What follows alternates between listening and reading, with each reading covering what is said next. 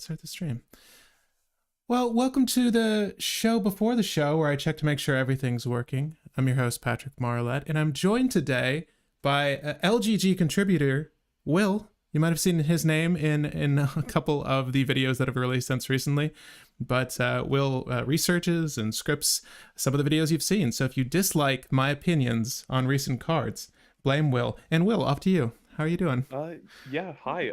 I'm Will, also known as either SPO306 or Dr. Snarf, depending on where you know me from. I do cEDH brews and just random deck building stuff, and yeah, I'm here today with Patrick to build some fun to build some fun Golgari. I got it right the first time. Build some fun Golgari Storm. Yargari Storm. Yeah. You know, it's so. You know, leave it to me, the commander player who couldn't see the value inherently in Yargle and Multani, but Will was like, yeah, that's the one I want to do. I'm like, hey, let's build something that's janky and stupid that no one would ever think to brew, because that's right up my alley with my 83 land cEDH Josiah. But that list is actually pretty good, I'm not gonna lie. This one will be too. Well, I was gonna say with Josiah though, I was thinking about it before we jumped on here. Josiah, do people, once they figure it out, do they have an easier time navigating it, or is it still just as much of a surprise? Like, can they be ready for the flip, but like it's just remove like if you don't have counterspell on turn 4, you die. Okay, so the deck is brutally efficient. So it's always that sort of time bomb effect. It's been a while since I faced it down, but I remember. I assume it's gotten better. Yes, since last I saw. Colossus made it so much better. Okay. And you said 86 lands? 83. What's the budget on that deck, by the way? I think it's like, I think you can shave it down to like 200 or 300, but I'm trying to remember the exact price because the Snow Forests bump it up way too much. Really? I mean, you have to use Snow Forest? It's better because you run Mouth of Ronom and you run Scrying Sheets, which both require you to run Snow Forests or Snowlands. Huh. $362 for the whole deck. Okay, that's not bad. You can make it cheaper with some cuts. Right. I mean, even Cold Time Snow Forest kept it up there? Really? Okay. Is that the last time Snow Forests were reprinted? I'm assuming so. I believe so. I can also quickly update this to the cheapest version to see if it's gotten cheaper at all. Yeah, for those of you wanting to play high power competitive, I mean, it's weird because every time I'm asked, you know what's funny? YouTube is promoting this podcast element now on the server. Maybe we should do podcasts because I feel like talking more than I feel like brewing at the moment. But every time someone asks me, is this going to be high powered or is this going to be cEDH? The only difference in my opinion is your mindset. Like, I've played against a lot of people that have piloted high powered decks and have wrecked, you know, the 4 or 5 color, you know, you take your pick, the common list you'll normally see in a cEDH setting, and have just rocked them. I feel like it's more to do with mindset than anything else that makes it go the extra mile. Obviously, you can hand someone a Timna Crom list. It doesn't mean they're going to be consistent with it or good with it or see the play lines necessarily without practice or even the care of playing that competitively. But yeah, I don't know how you'd label Josiah. I guess that is what I was getting at. Would you say it's cEDH? I'd say it's cEDH for the Cultivator Colossus list. If you're just playing good mana sinks, I think that's just like medium to high power because that deck can kick butt. Gotcha. All right. On that note, well, what were you gonna say? I was gonna say, expanding on your point a little bit. Kind of cEDH also just depends on how you pilot it more than anything else. Because if you're piloting to like win really quickly, or if you're piloting to have fun, that's gonna drastically change if it's like high power versus cEDH. Yeah, no, I agree on that note. But on that note, we should probably take a look. So it's hopefully in the description for you guys, and I think I left the list there. But there should be a link to a local game guide tapped out page on, I'm not even gonna try to pronounce the flavor text, but it's no, I will. It's Gnshhhagkkapphribbit. Storm. Is Marinomer is Morinomer Dickadiced in Nicole. Exactly, except even more difficult somehow. But you'll notice that we just have the commander right now. We're going to work on our land base and all that other fun stuff in a second. But we're going to be brewing Yargle and Multani, as the name suggests in our little overview here for the video. But Yargle and Multani, I realize that we're still a little early on this show before the show. I think I said I was going to start at 6:30. We'll go over Yargle and Multani, and then we can start like filling out the lands before people shovel in. But Yargle and Multani, 3 generic, 2 black, 1 green, 18/6, legendary creature, frog spirit element. Effects? Who needs them? That's it. It's Golgari. We've got a lot of payoffs in these colors for high-powered creatures, and I'm not talking enchantments that give you draw on ETB, though I guess we could discuss using those. I'm talking about things like Life's Legacy effects, the Whispers of whatever, Whispers of the Wild or Wild Whispers. That's the most recent one I can think of. Obviously, Greater Good is one we definitely want to use. If we could use Recurring Nightmare, this would be the deck. Instead, we're going to use Fair Reanimate spells. And the general idea here, not all of the Life's Legacy effects require you sacrifice the creature, but provided we do, we're going to want to reanimate Yargle and Multani and get a lot of draw. And so that's the name of the game. And obviously we're going to want to leverage the draw with either ritual mana, fast mana, and or an assortment of creatures that'll just give us mana off of power, like me and Will were talking about earlier. But just general Rampage is going to be in the list to help us storm through our Golgari list. And win cons, you had already thought of, Will. If you want to spout off what you were thinking of going with, let us know. So the 2 win cons that I was thinking of running was the Apprentice Chain of Smog combo, which is what's Witherbloom Apprentice and Chain of Smog. Okay. Or Asmo Ooze, which is Asmodeus, Necrotic Ooze, Scourge Familiar, and Buried Alive / Reanimates. And so that's easy enough. Yeah, because all you need for Asmo Ooze is either Elixir of Immortality or an Eldrazi Titan, and you can loop through your deck infinite times. Then you just need some effect that does damage to win the game. And we can look at that combo in just a second, by the way. Yeah. But one thing I did also want to add for this deck, we may make it a tiny bit slower than just storm off and win by using a couple of the good stacks pieces, like maybe Collector Oof, Opposition Agent, and Dothy Voidwalker, because we don't know how consistent the combo is going to be. If it's not that consistent, we might put in some stacks pieces to try to fill out the curve or to kind of catch us if we trip. Right. And then, in addition, if we want to do something really dumb, we can use buff effects and just kill someone with an 18/6 commander. You know what? Because people won't be expecting you to go berserk on them and then just annihilate them. I think the buff effects we're going to maybe rely on are ones that also provide trample. I think that's fair to say, or some form of evasion. Right? Yeah. Just to get in over our opponent and ultimately knock them out. But that's funny. Like, especially if the last 3 games they've seen you just storm with it, like killing Yargle, bringing it back, sacrificing it again, and never turning sideways, to then turn sideways. It's probably also great. It would be intimidating if we're running stuff like Berserk, which just doubles your creature's power and gives it trample. We can then sacrifice our YNM or Yargle Multani. We can sacrifice them for like 36 treasures or 36 draw from either Ruthless Technomancer or Life's Legacy, and then just combo.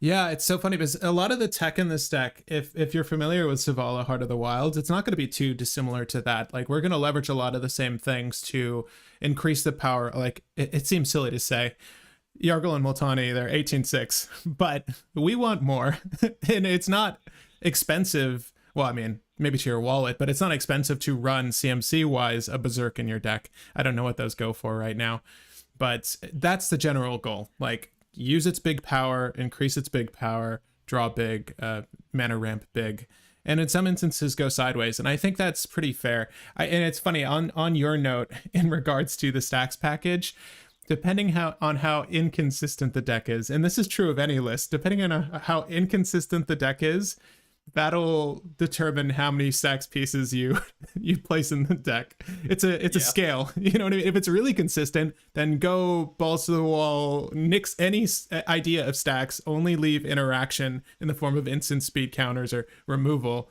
and then go for it. But generally speaking, I feel like this is probably going to go slower just by virtue of the cost of Yargle and Multani. So I can see us adding in a light stacks package to start and then adjusting that as we go, Goldfish, and see if this actually works or not. But we do have a few more minutes before we actually want to start. I just want to get a basic land base in here. So we've got 2 lands, Bayou and Overgrown Tomb. All right, so pop quiz. All the fetch lands, and there should be 7. All the fetch lands for Golgari. Go, Will. I do not know them. I don't even run fetches in most of my decks. Really? So yeah. It's not Arid Mesa. That's one that's not going to be in there. Wooded Footies. Yeah. Let's see. Misty Rainforest is one. Is it Steam Fence is the shock, isn't it? Steam Fence is the shock. Yeah. Yeah.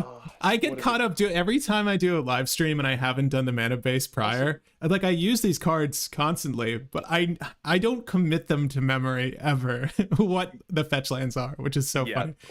So Wooded Foothills, Windswept Heath, Overgrown Tomb. Is Overgrown Tomb the shock? It's the shock. That's the Golgari shock. Dang it! But you got Misty Rainforest, and then there's a Flooded Strand is white blue. Arid Mesa is white green. So we do want not wait. Arid Mesa. Arid Mesa is the no. You were correct on Arid Mesa. I knew you're correct on Arid Mesa. No, it's Windswept Heath. Windswept Heath is the Selesnyan one. There you go. Yeah. So okay, that's 1, 2, 3. Oh god, we're doing bad here. 4 more. Yeah, I know. Hold up. Okay. Black white is Scrubland. Scrub. Yep. No, black. That's the Scrubland is hey, Red the Gamer. duel, isn't it?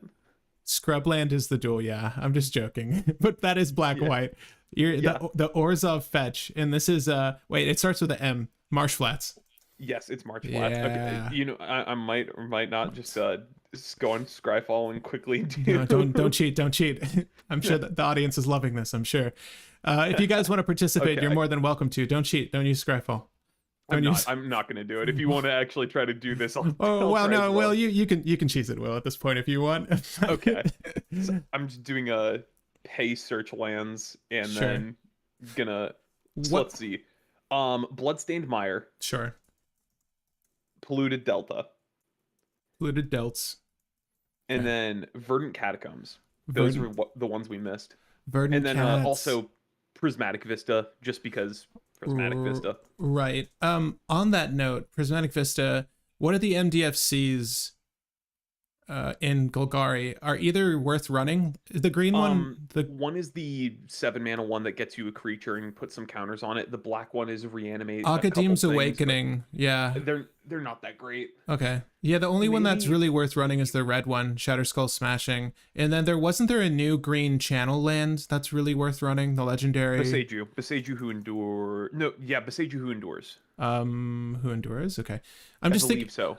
Just before we start this actual brew, gang, if you're jumping in now, we're just going over any sort of value lands, and then we had a little pop quiz on fetch lands that went horrible. I think we got a D.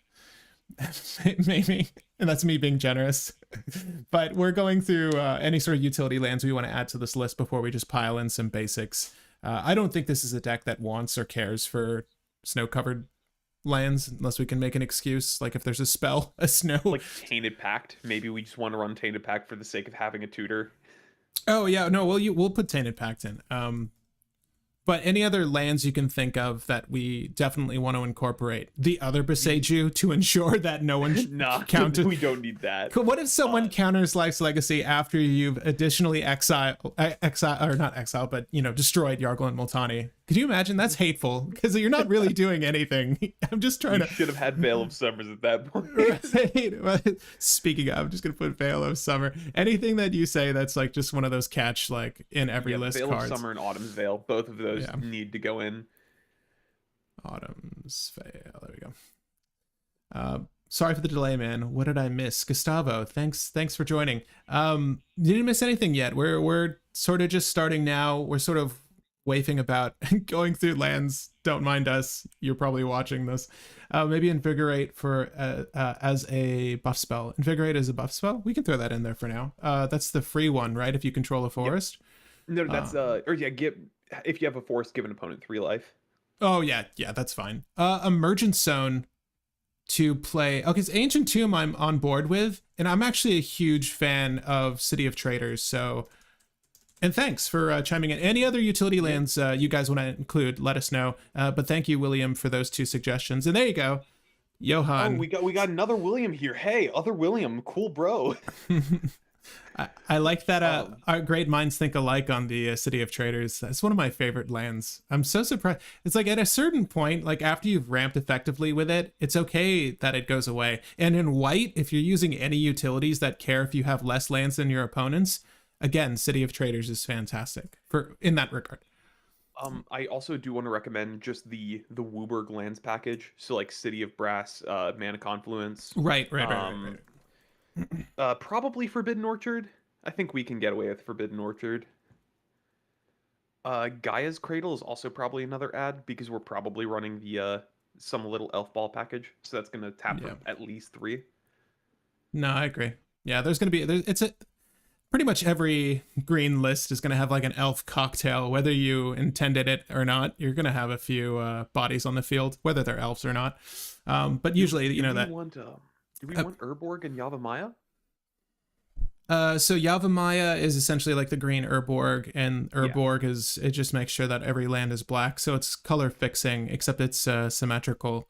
I don't necessarily like Urborg sometimes when it could be the difference between someone having, like their Adnaz or not, or their PETA or not. I mean, it's I don't know, it's rare. Like they're usually playing for themselves anyways. I don't see why we couldn't include them. I like Yavimaya more than Urborg just because if we're running Arbor Elf, we can untap our Gaia's Cradle.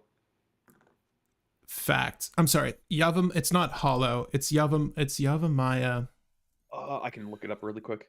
Wait, it's there's a comma in there, right? Yavimaya something. Yeah. I think spell Yavimaya. Yavimaya. It's fictional. It's cool. So we got 2 more suggestions. Nurturing Peatland for sure. I like Nurturing Peatland, and we have a suggestion for Cabal Pit. That's the one that Cabal Pit's the removal one. You pay 2. And then you're able to produce swamps based off of the number of swamps you have. So that's like an Urborg package kind of card for sure. I think Cabal Pit is the one that gives something -2/-2. Oh, you're so right. I'm thinking of Cabal Coffers. I like that though. Yeah, Pit. It's good removal. You know what? Honestly, is I like Cabal. I like Cabal Pit. I'm sorry, I definitely read that wrong. Cabal Pit will go with Cabal Coffers is that's what you're thinking of. That's fair. That's understandable. That's not for this though. William says, "What's up, bro? Always good to meet another Will." Yeah. Too many of us are turning to the Bill side of the force. Yeah. You got to stand strong with William. Too many bills. Cabal Pit. Someone tries to Grand Abolisher you. Hell yeah. No, too true. Just make sure that you leverage it beforehand. Am I right? Because Grand Abolisher does stop activated abilities, like any activated everything but lands. Everything but lands. Pit's good. Delicious. Just make sure that your Cabal Pit is like tucked under like your basics, so they don't know your basic swamps. Make it fair.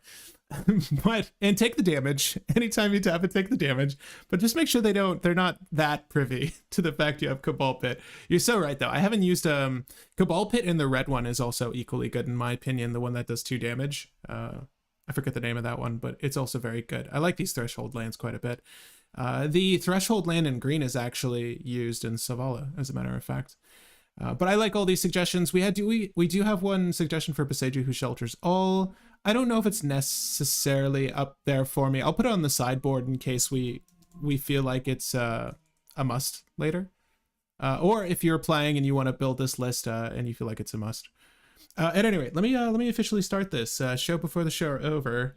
But hi, welcome to Yargle and Multani Storm. I'm here with Will. He's contributed to the channel. He helps a whole lot with making all of this weekly content happen, so thank you, Will. This was his suggestion for a deck, and I want to do more live streams for suggested lists, whether it's folks that are helping LGG or those that are voted on via polls. We've had thousands of people vote on these past live stream polls for decks that they want to see built, and people not always able to make the streams, but definitely do show up to check out the decks afterwards. So I'm glad that it's some help in general strategy planning and, like, you know, play routes for Legendary. But hi, Will. Why Yargle and Multani Storm? Tell me why you want to play this list. So we were talking about different decks that we wanted to try brewing, because you wanted to do one stream with me just as like a, hey, yeah, you brew, let's go. Yeah. So I looked through everything, and most of the stuff was either very obvious to brew, other people have brewed it, or not really fun or interesting to brew. And I looked at Yargle Multani amongst a couple other things and said, this could be a cEDH deck. Not a good one, but a fun one. So figured I'd stay on my theme of doing very off-meta decks and try brewing this. No, I agree. I think this one's going to be surprisingly good. I hope to be surprised at how solidly this runs. But just in case you don't know the general strategy to this deck, Yargle and Multani is 3 generic, double black. We do need the Urborg. Double black and green. 18/6 legendary creature, frog spirit elemental, vanilla. That's it. So the idea being we want to use cards like Life's Legacy to draw through our deck, reanimate it, bring it back, and then utilize there's a card you were referencing that makes mana based off of a creature's strength. Which one is that again? There's 2. So there's Ruthless Technomancer. This is the rat. Yeah, it is. Okay. And then it's Tanuki Transplanter. So those are the 2. Tanuki Transplanter? Okay. Yeah. Okay, we'll look at one first. Oh, they're both from the same set, the Neon Dynasty Commander. Wow, look at that. So, in case you don't know what these cards are, fair. 3 generic, 1 black. Ruthless Technomancer enters the battlefield. You may sacrifice another creature you control. If you do, create a number of treasure tokens equal to that creature's power. It is relevant that these are treasures. We may, if you use like a Praetor's Grasp or anything that allows us to leverage our opponent's cards, you might need colors outside of Golgari. So, and also they're just treasures. Like that's infinitely good. Like if we were on some package that used Grinding Station, very doubtful. They're treasures for that. But this also means they do suffer from, you know, artifacts enter the battlefield tap, effects like that, Collector Oof. They will suffer from that. But colored mana, any colored mana, and 18 of it. And then there's Tanuki Transplanter, 3 generic, 1 green, same cost. Artifact Equipment Dog. This is a reconfigure equipment. So it's when it's attached to a thing, like it's not a creature, right? Is that the deal? Yeah. Yep. Cool. So whenever Tanuki Transplanter or equipped creature attacks, add an amount of green equal to its power until end of turn. You don't lose this mana as steps and phases end. That's pretty fantastic. There's a snake, like an Orochi snake, that does the same thing. This is essentially that effect. Am I right? Yep. So that's we cool. might put that as well. I'm checking out a couple of the other things that we can try to add kind of on the side, because a card that we haven't gone over but may also want to add, I'm trying to see if I can find it really quick so I can name it out properly. Oh, you're good. I'm just going to put 5 forest and 5, it's just going to be even split for now, 5 forest and 5 swamps. This isn't to say that this is the ratio you should use. This is solely because the deck's not made yet, and we don't know what that ratio should be. But it's probably not going to be too far off from that. If you do have other lands you want to suggest, please feel free to make those suggestions in the comments. Also, this is a community-built deck. So, you know, is this going to be the final thing? Definitely not. If you want to take this and, you know, make something else out of it, please do. This is a good starting point. This should be a blueprint for you. If it works perfectly, though, flawlessly, we need to enter this in competitions. We need to make some big money. It's going to be fantastic. New meta. Hunter's Insight is the other effect I was thinking of, which is 2 and a green for an instant. Choose target creature you control. Whenever this deals damage to a player or planeswalker, draw that many cards. Basically, target your Yargle, draw 18. Ooh. Whenever this creature deals combat, oh man, okay, that seems pretty good. Ooh, and there's even good art with like a wolf on it. You see this? This Yep, looks like so many. that's the one that I have. This looks like so many T-shirts I've seen at like county fairs. Yeah, we're gonna go with that one. But let's see here. I'm just gonna go ahead and add the Tanuki transplanter. Give me 1 second. Tanuki transplanter. Nizum. Wait, what was it called? The black one. Uh, Ruthless Technomancer. Ruthless Technomancer. Technomancer. And Hunter's Insight. I think these are all fair includes. But on that note, I just want to do this a quick look, really quick, to see if we can find any additional draw power spells. Obviously, we're looking for greater good effects. We're looking for Life's Legacy effects. You're probably more tuned into if more of these have come out in recent date. But I just want to give like Not a very lot. okay, good. I just want to give this a quick look to see if there's anything we're missing that's new to the space. Again, Whispers of the Wild, I think is the last one I remember. I'm just going to Return to the Wild Speaker, excuse me. Yep. Is the last one I remember. But we're going to go ahead and add all of these now. Again, we're going to want to use all of them. Likely, I don't really, I mean, even up to Garruk Primal Hunter. I think that we can get or like avoid using the 5-cost ones for now, but we can sideboard them for later. Okay, so like anything that's 5 or up. Right. Again, this is going to use a lot of the same tech that a Savala would. The only difference is Yargle doesn't tap for mana, so not as good, but still decent. We're gonna get there. Adding black though does add a couple of very easy win cons, and we can talk about those as a matter of fact as soon as we're done adding all of our draw off power spells. And I'll let you address that again because you did mention some cards that we definitely wanted to consider. Yes. But let's go ahead and just add these now. So I got greater good. I know the ones off the top of my head. I'm just adding them as I go along here. Enters the battlefield of enchanted permanent as a creature with greater power among creatures on the battlefield. Draw a card. Well, Historian's Wisdom, we certainly would hit. We certainly would be able to reach the power threshold, I feel. Creatures you control. Draw a card if you control a creature. No, that's weak. Target land taps for 3 green. Cost of 5. I think if we want to add a couple more draw equal to power effects, Disciple of Bolas is potentially one because we can sack it and reanimate it to get multiple ETB triggers off of it. Am I looking at it? I'm sorry. I see. Fifth one, yeah. So right for 3 generic and 1 black, 2/1 body, when Disciple of Bolas enters the battlefield, sacrifice another creature. You gain life and draw X cards, where X is that creature's power. 100%. 100%. Also, look to the right of that card. I just went right over these, dude. Yes.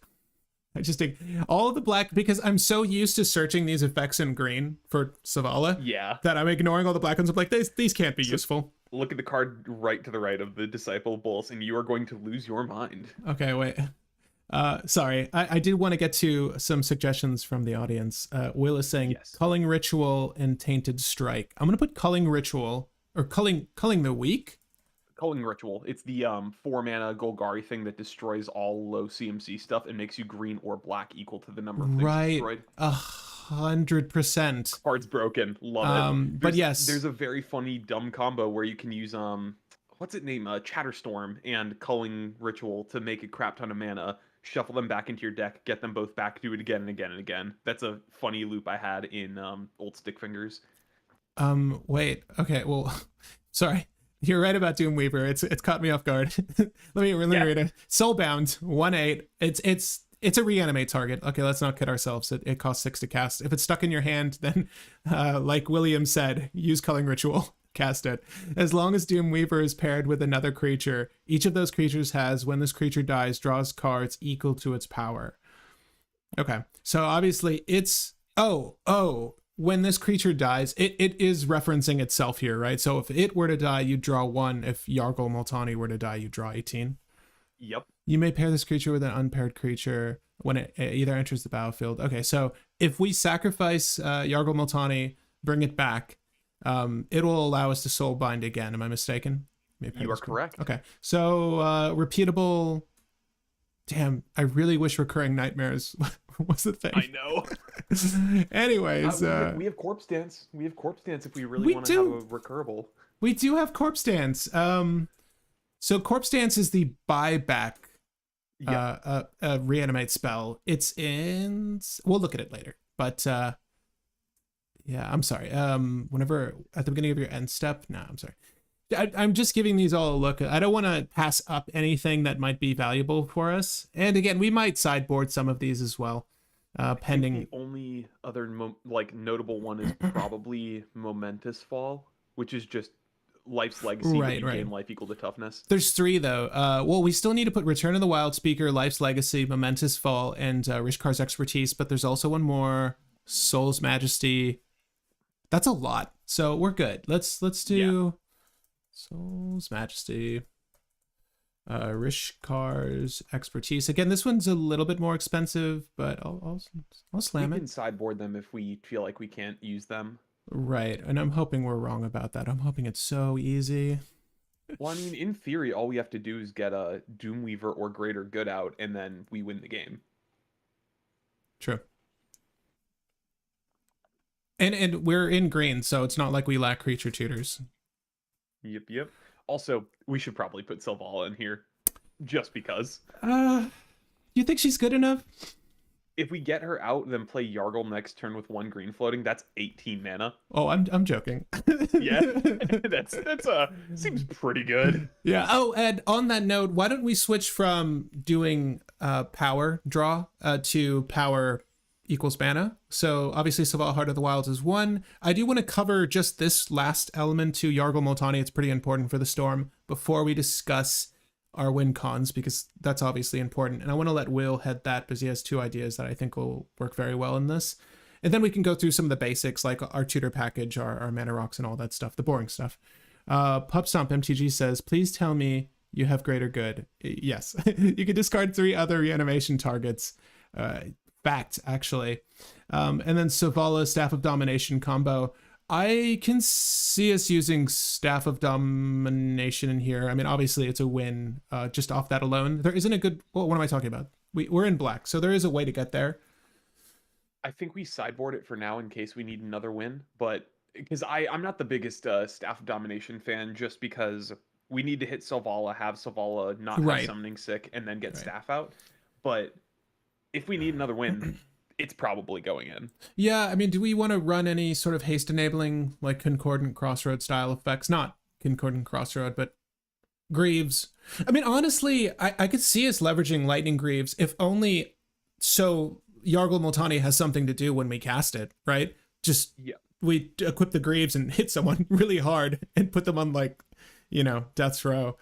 That would be pretty dope. We can talk about that in a second, but let's go ahead and just look over power equals mana effects, and I just want to make sure that this is giving me what I wanted. I see Selvala here. If this is worded differently on other cards that have a similar effect, let us know. But I'm just looking for effects similar to Selvala Heart of the Wilds. We should add Berserk as well, just because we forgot to add it to the actual list. It's so good. Berserk, obviously, but also we can look at some... We've added Invigorate already. I think that's sort of a good freebie. We could discuss other enhanced power effects. But again, that player elimination is also winning the game. So go ahead and do that as much as you can. Just make sure that, you know, you knock out the person who is the best contender to win that turn. Don't leave the guy with, you know, requisite mana for an ad nauseum up and able. But let's go. People have been referencing infect cards as well, which is both thematically fun and also pretty useful, just because 18 infecting one go. Oh, God, that's gross. You know what? Honestly, it's funny because, you know, you put glistening oil on Yargle and Multani. Yeah, that's game for someone too. You don't necessarily need to hit 21. Yeah.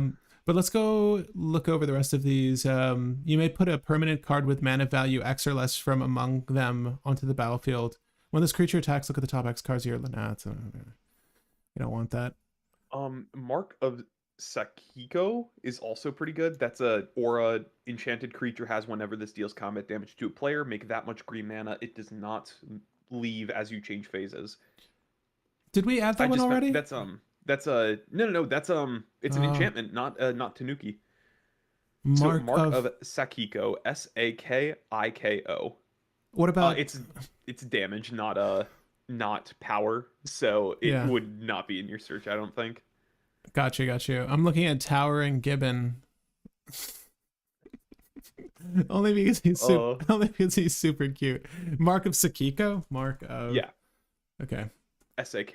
Yeah, there you go. Yeah. And then also I found the snake you're talking about, which is Sakiko, Mother of Summer. Sakiko, Mother of Summer is Hey, the that makes whenever a creature you control deals combat damage to a player, make that much green, it doesn't leave as you change phases. I mean, that makes total sense. I think we'll include Sakiko.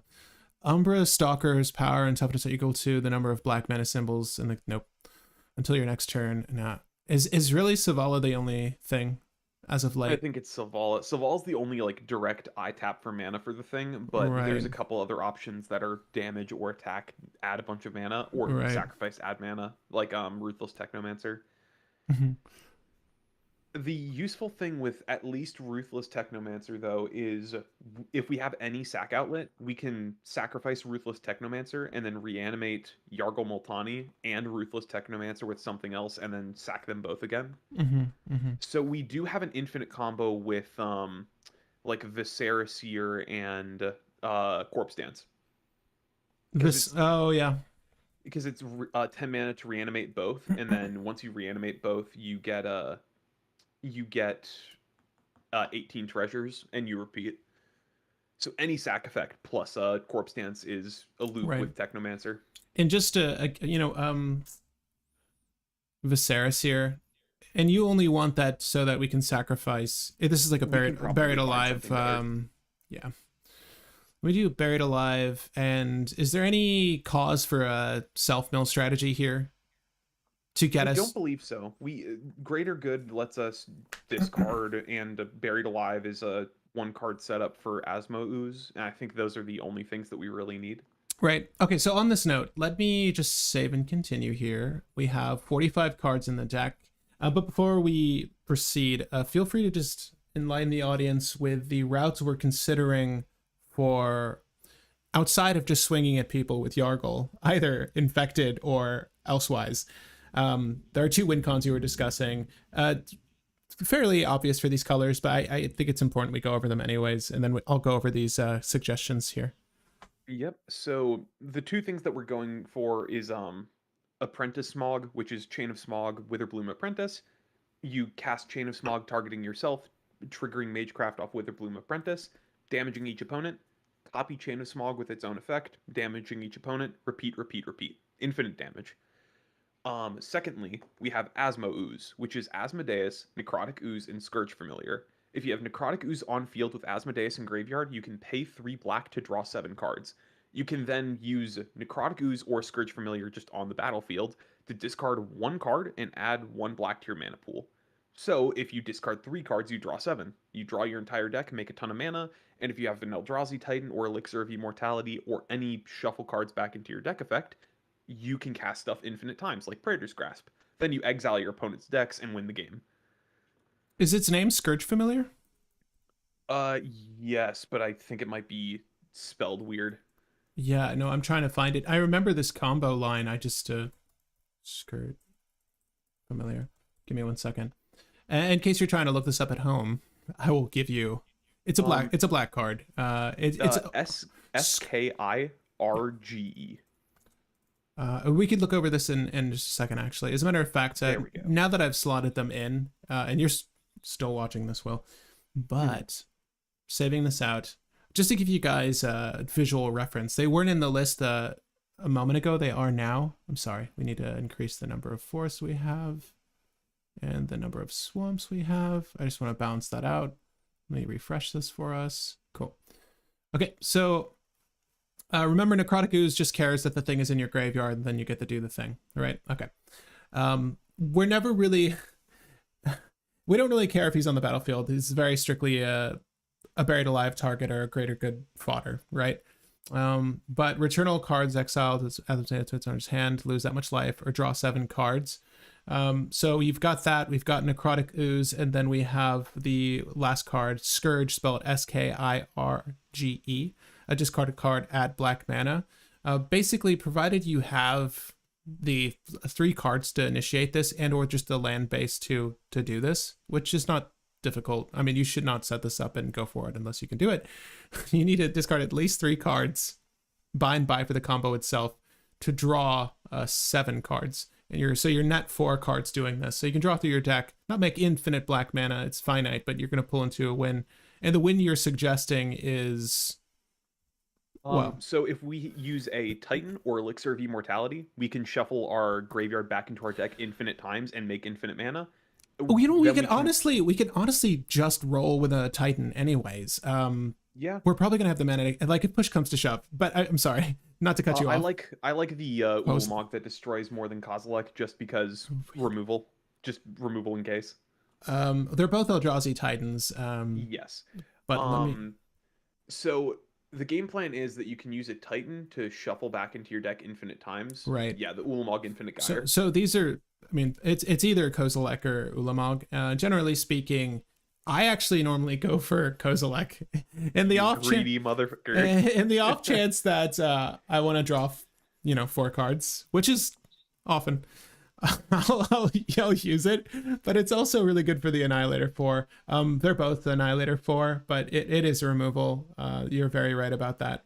I could see us using...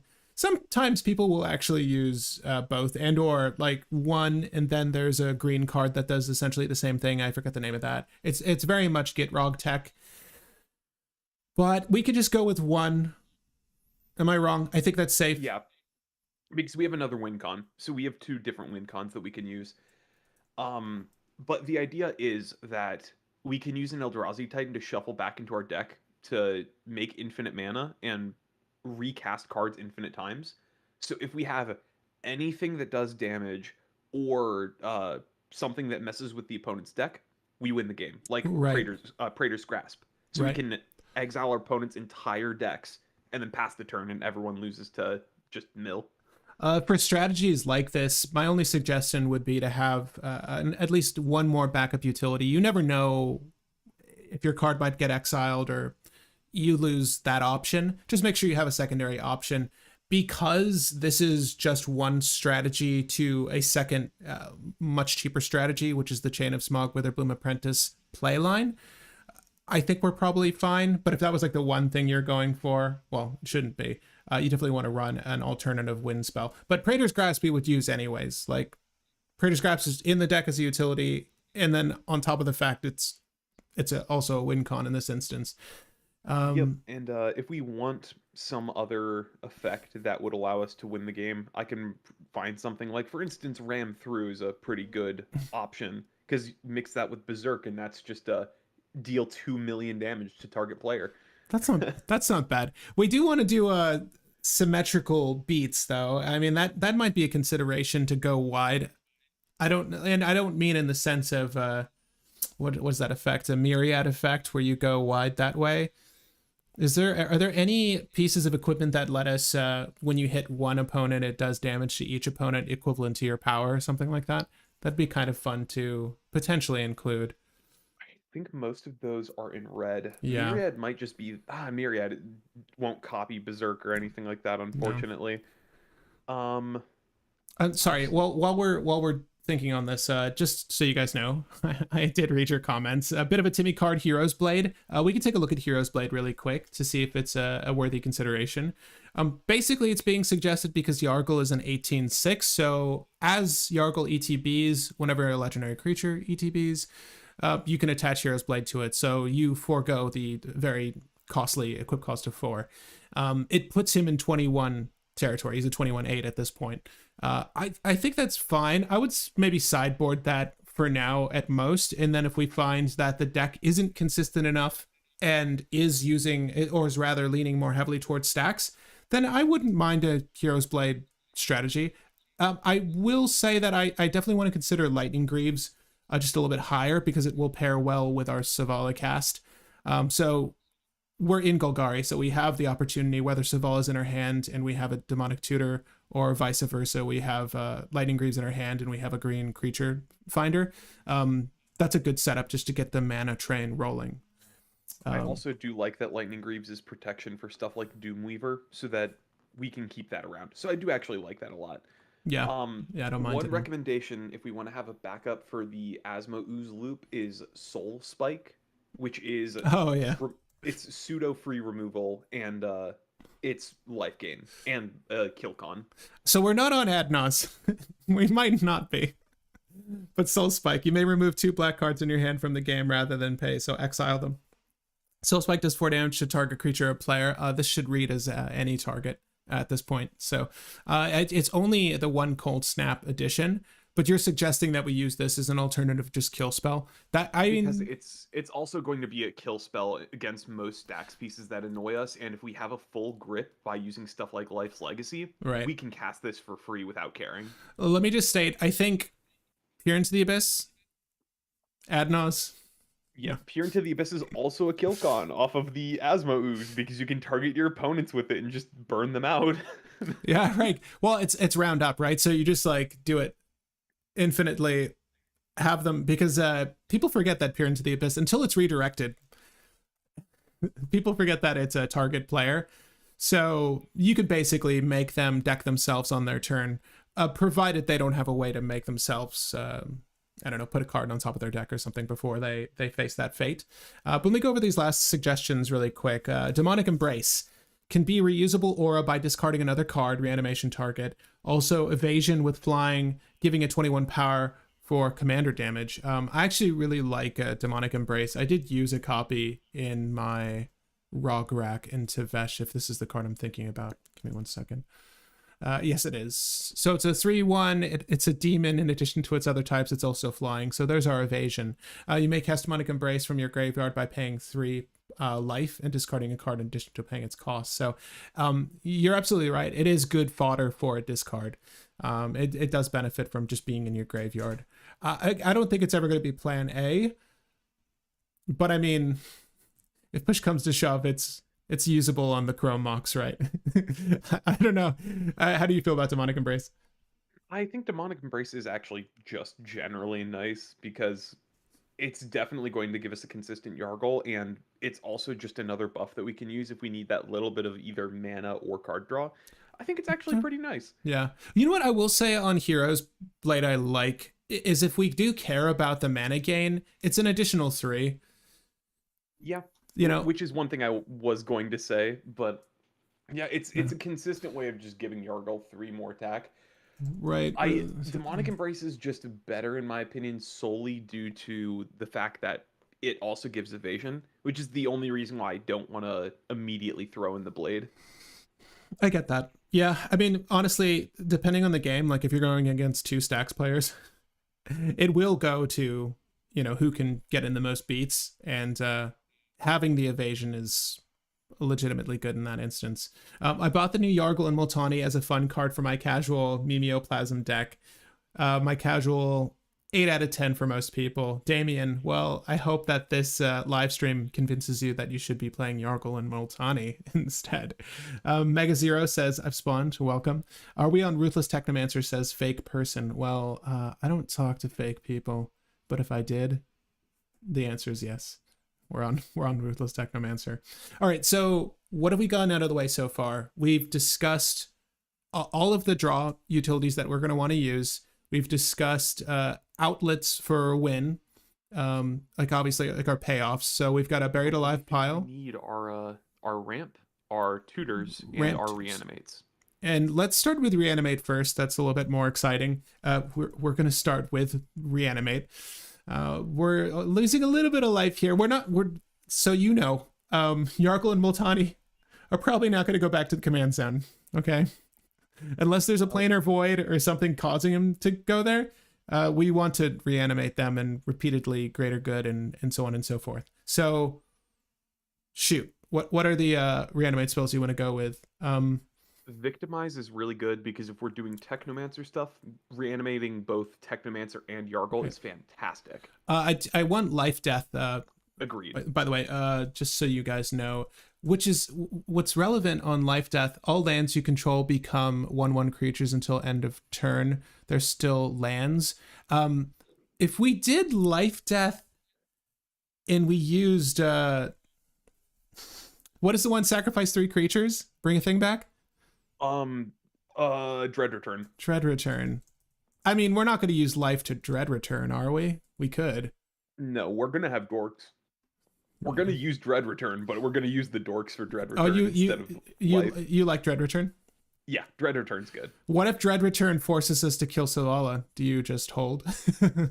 I mean, yeah, because you're probably gonna have enough stuff to dump later. Well, so it's if you actually had Zavala and she tapped, then you have the mana to hardcast Dread Return. Never mind.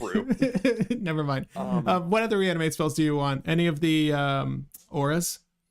Yes. So Animate Dead, Dance of the Dead, and Necromancy. All 3 of them, because you can steal your opponent's stuff or get your stuff. And, fun fact, you can Necromancy on an opponent's end step, and you will have Yargle Multani for the entirety of your turn. So it is pseudo haste. Hold up. At the start of your... Necromancy says at the beginning of the next end step, sacrifice the enchanted creature.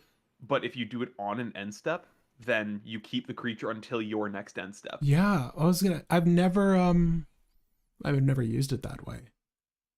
So you can get Yargle Multani and give it pseudo haste. Does it have haste? No, it enters on your opponent's turn and then it goes to your turn, so it doesn't have summoning sick. Doesn't it need to be within your control since your last upkeep? Correct. So the thing is well, that, I guess yeah. No, okay. Huh. You get it back and then you just move to untap and then you have a pseudo hasty boy. $16 card, pretty good. Yeah. Necromancy's pretty solid. Yeah, we'll add that. Sorry, so we have Reanimate, Life Death, Dread Return, Animate Dead, Dance of the Dead, Necromancy, and you suggested another one that I didn't... Victimize.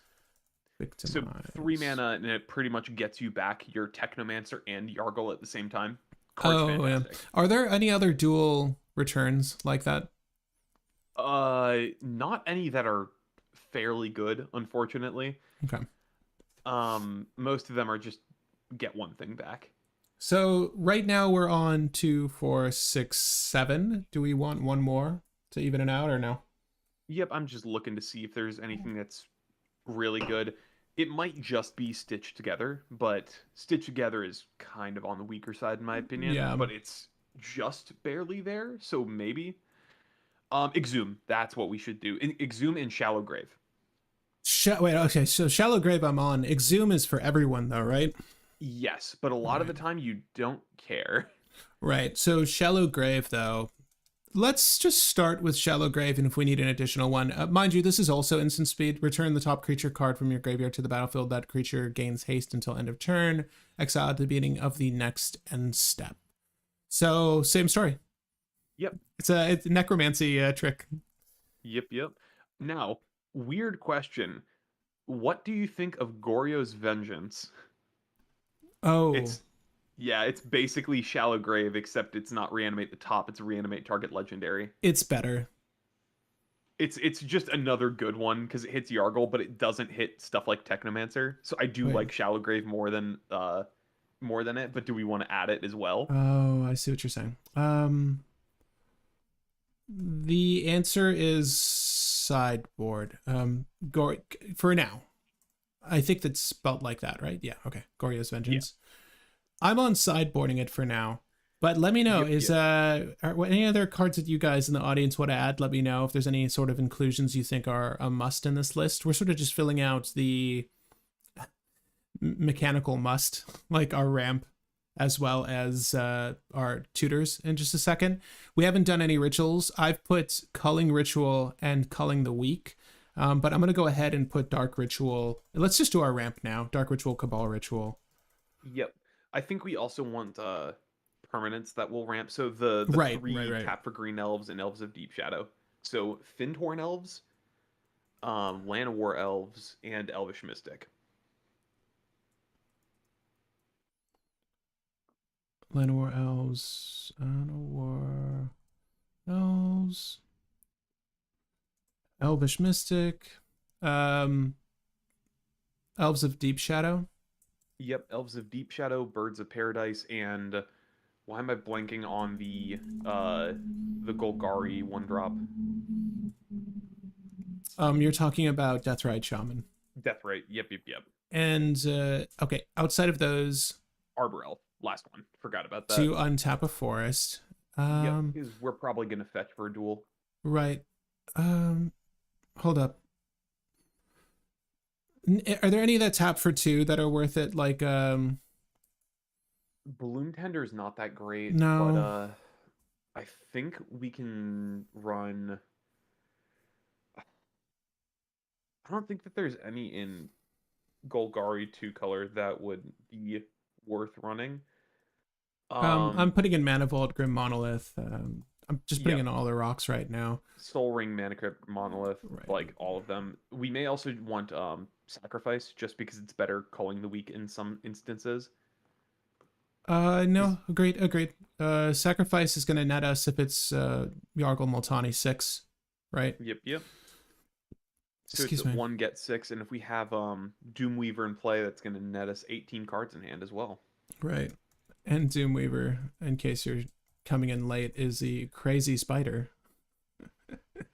Which I really like. But I'll put that on the screen as we just cover some suggestions really quick.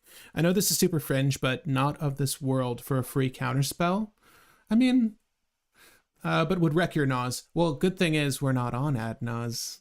So if you guys don't know Not of This World, I think you need a creature with a power of 7 or greater. So this is also a decent card in his name starts with a Z, Zurgo Helm Smasher. But it is rather costly, yes, elsewise. We're not going to be able to cast it elsewise, but it is a counterspell. I mean, in Golgari, we haven't gone to any of like the removal interaction suite yet. That's going to come in a second.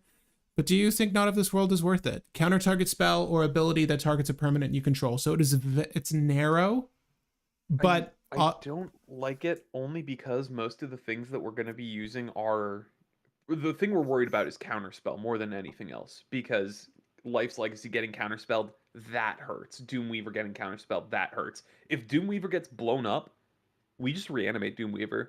Mm-hmm. Not necessarily the same story for Greater Good, which is arguably... Yes. It might be worth for Greater Good, but if Greater Good gets hit, we sacrifice Yargle Multani and draw 18 beforehand. So I think we're fine. Well, unless they do it on the cast, right? Do you present your Greater Good before you have Yargle Multani on the battlefield? But at that point with Greater Good, if they get if it gets counterspelled, what is it called? Not of This World does nothing because it doesn't prevent counterspells. It just prevents removal. So I have Not of This World on our sideboard for now. Pub Stomp. That may change. We're also suggesting Priest of Titania. Yeah, and I think Priest of Titania makes sense here. We'll definitely hit that elf threshold. So it's going to be another good card. Mind you, it's only green. A lot of our draw spells are green reliant, so I think that's fine. I see Essence Harvest as well as another suggestion. We can look at that really quick. Any thoughts on this one? Harvest is definitely funny, but I also feel like it's way too hyper-focused because it's just like a pseudo kill con, but doesn't get there just barely. Yeah, we've got enough. Yeah, we have enough in that department, I think. Although I don't dislike Essence Harvest. It is a William. It is a William. It's funny. It's a William suggestion though, so it must be good. All right, sorry. We have Chrome Mox. Mox Diamond. The list isn't operating that quickly, but we still, if we have the opportunity, want to put things down quickly. Yep. So I don't mind that. Except for Mox Opal, I believe. Right. And Mox Amber. Yes. Yeah. Agreed. Chrome Mox. Chrome Mox. Mox Diamond. I'm sorry. Is there another one? Mox. Chrome Mox Diamond, I think is it. Yeah, because the other one is Opal, Amber, and Tantamite, and we're not running any of those. Do you want Arcane Signet? Any 2-for-1 rocks? We have better things in green, like Carpet of Flowers, Wild Growth, and Carpet of Utopia Flowers. Carpet of Flowers, Wild Growth, Utopia Sprawl. Yeah, all of those are just 1-drop, get 1 mana, which is fantastic. Maybe even better for carpet, but I'm with you. Yeah. Anything else you can think for ramp? Am I missing something? I feel like I'm missing something artifact wise. Jeweled Lotus. Yeah, Jeweled Lotus. Jeweled Lotus goes in. Lotus Petal. Lotus Petal's Lotus Petal's a little weak.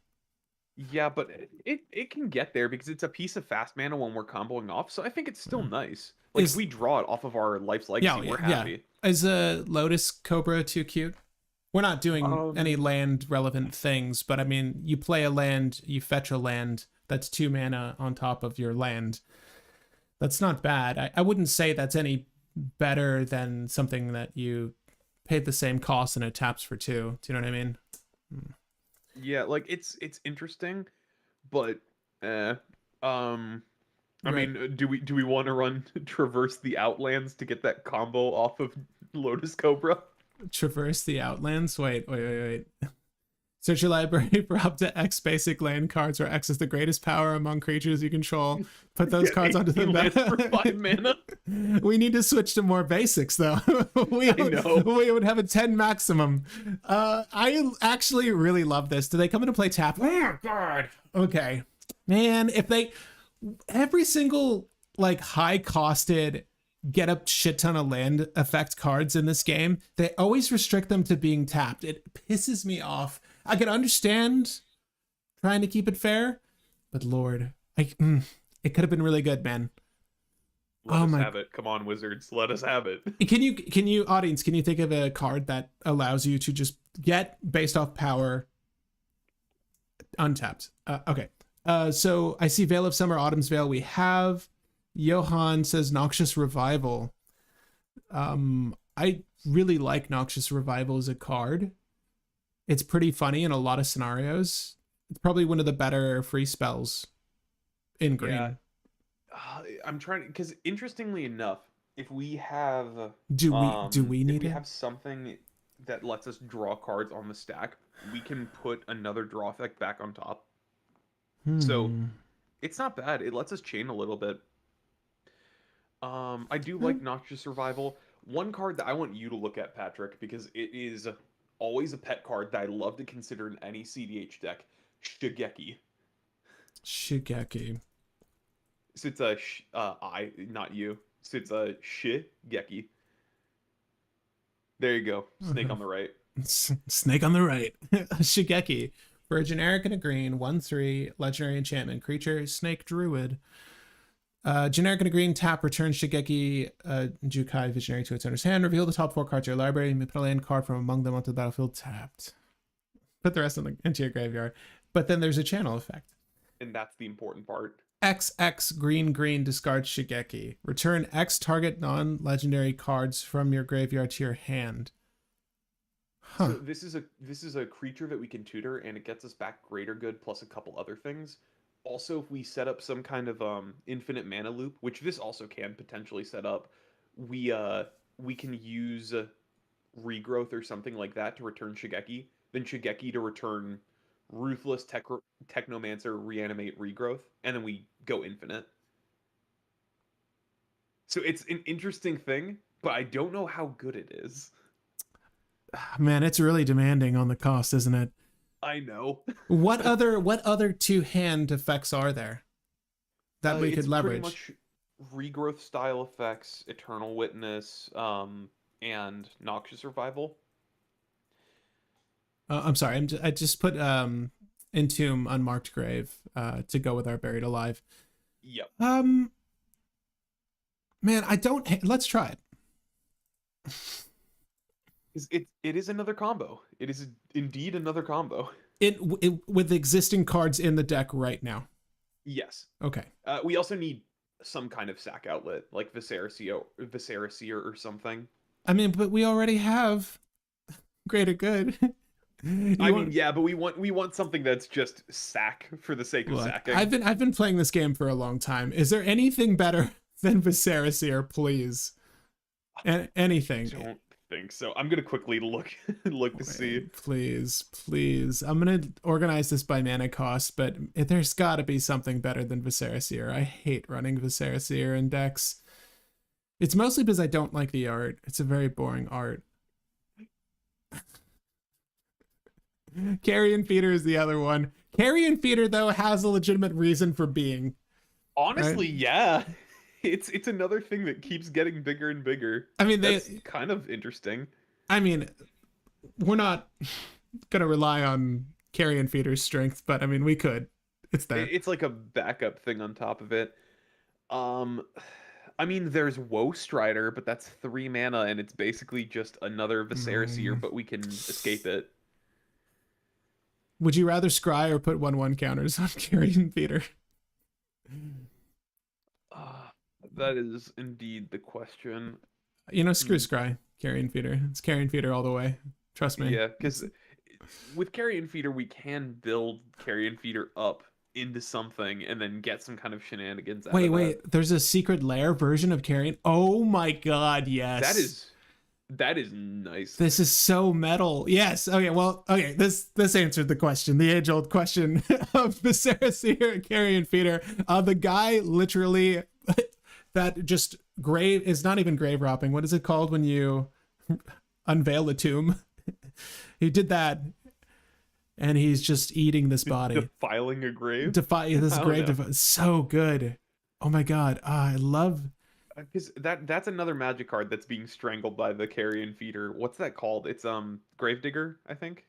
Oh yeah, Gravedigger. Oh, I'm sorry. We're getting carried away here. Yeah. Well, we have 99 cards in the deck right now, I believe. Okay, so we're gonna need to cut some cards, and yeah, we need to still put in tutors and removal.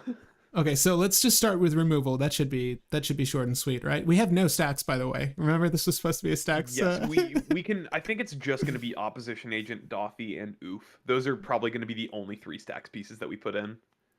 Opposition Agent. You don't want the Doffy Voidwalker.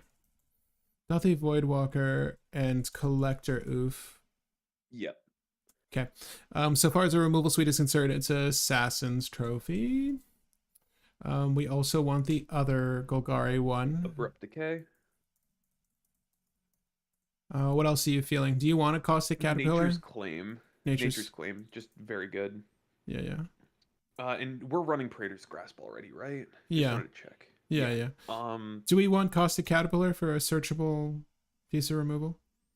We have the better one now. We have what's it called? Hexmite, I think is its name. Better, he says. I mean, it's what's it called? It's Hex something, I think.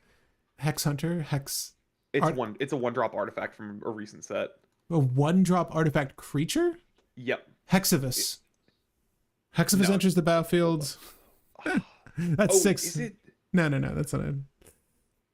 Name. What is it called? Name that removal. Yeah, I'm missing it. It's so new that I haven't Parasite? run anything. No. I'll find it. Give me a second. You're not. It's exile instead of destroy, and it gains you life. Haywire Might. Haywire Might. Thank you, William. I was going crazy.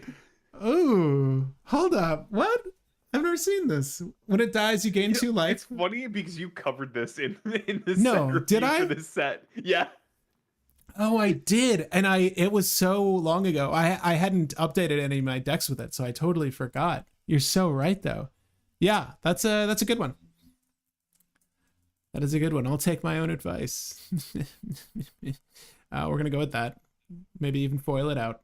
Any other removal? We only have like 4 pieces, 5 technically with Praetor's Grasp. Probably Snuff Out, just because that's free kill a spell or free kill a creature. And well, it's better than I like it's better than Deadly Rollick right now. I like Imp's Mischief for redirects. Yep, agreed. You like Snuff Out more than the Deadly Rollick? No, the Phyrexian. The one that does -X, or what is it? Oh, Dismember. Dismember. I mean, I honestly kind of like both. They're both good. Okay, well, we'll need to figure out what goes where. Yeah, I think that's probably good for a removal suite right now, since we're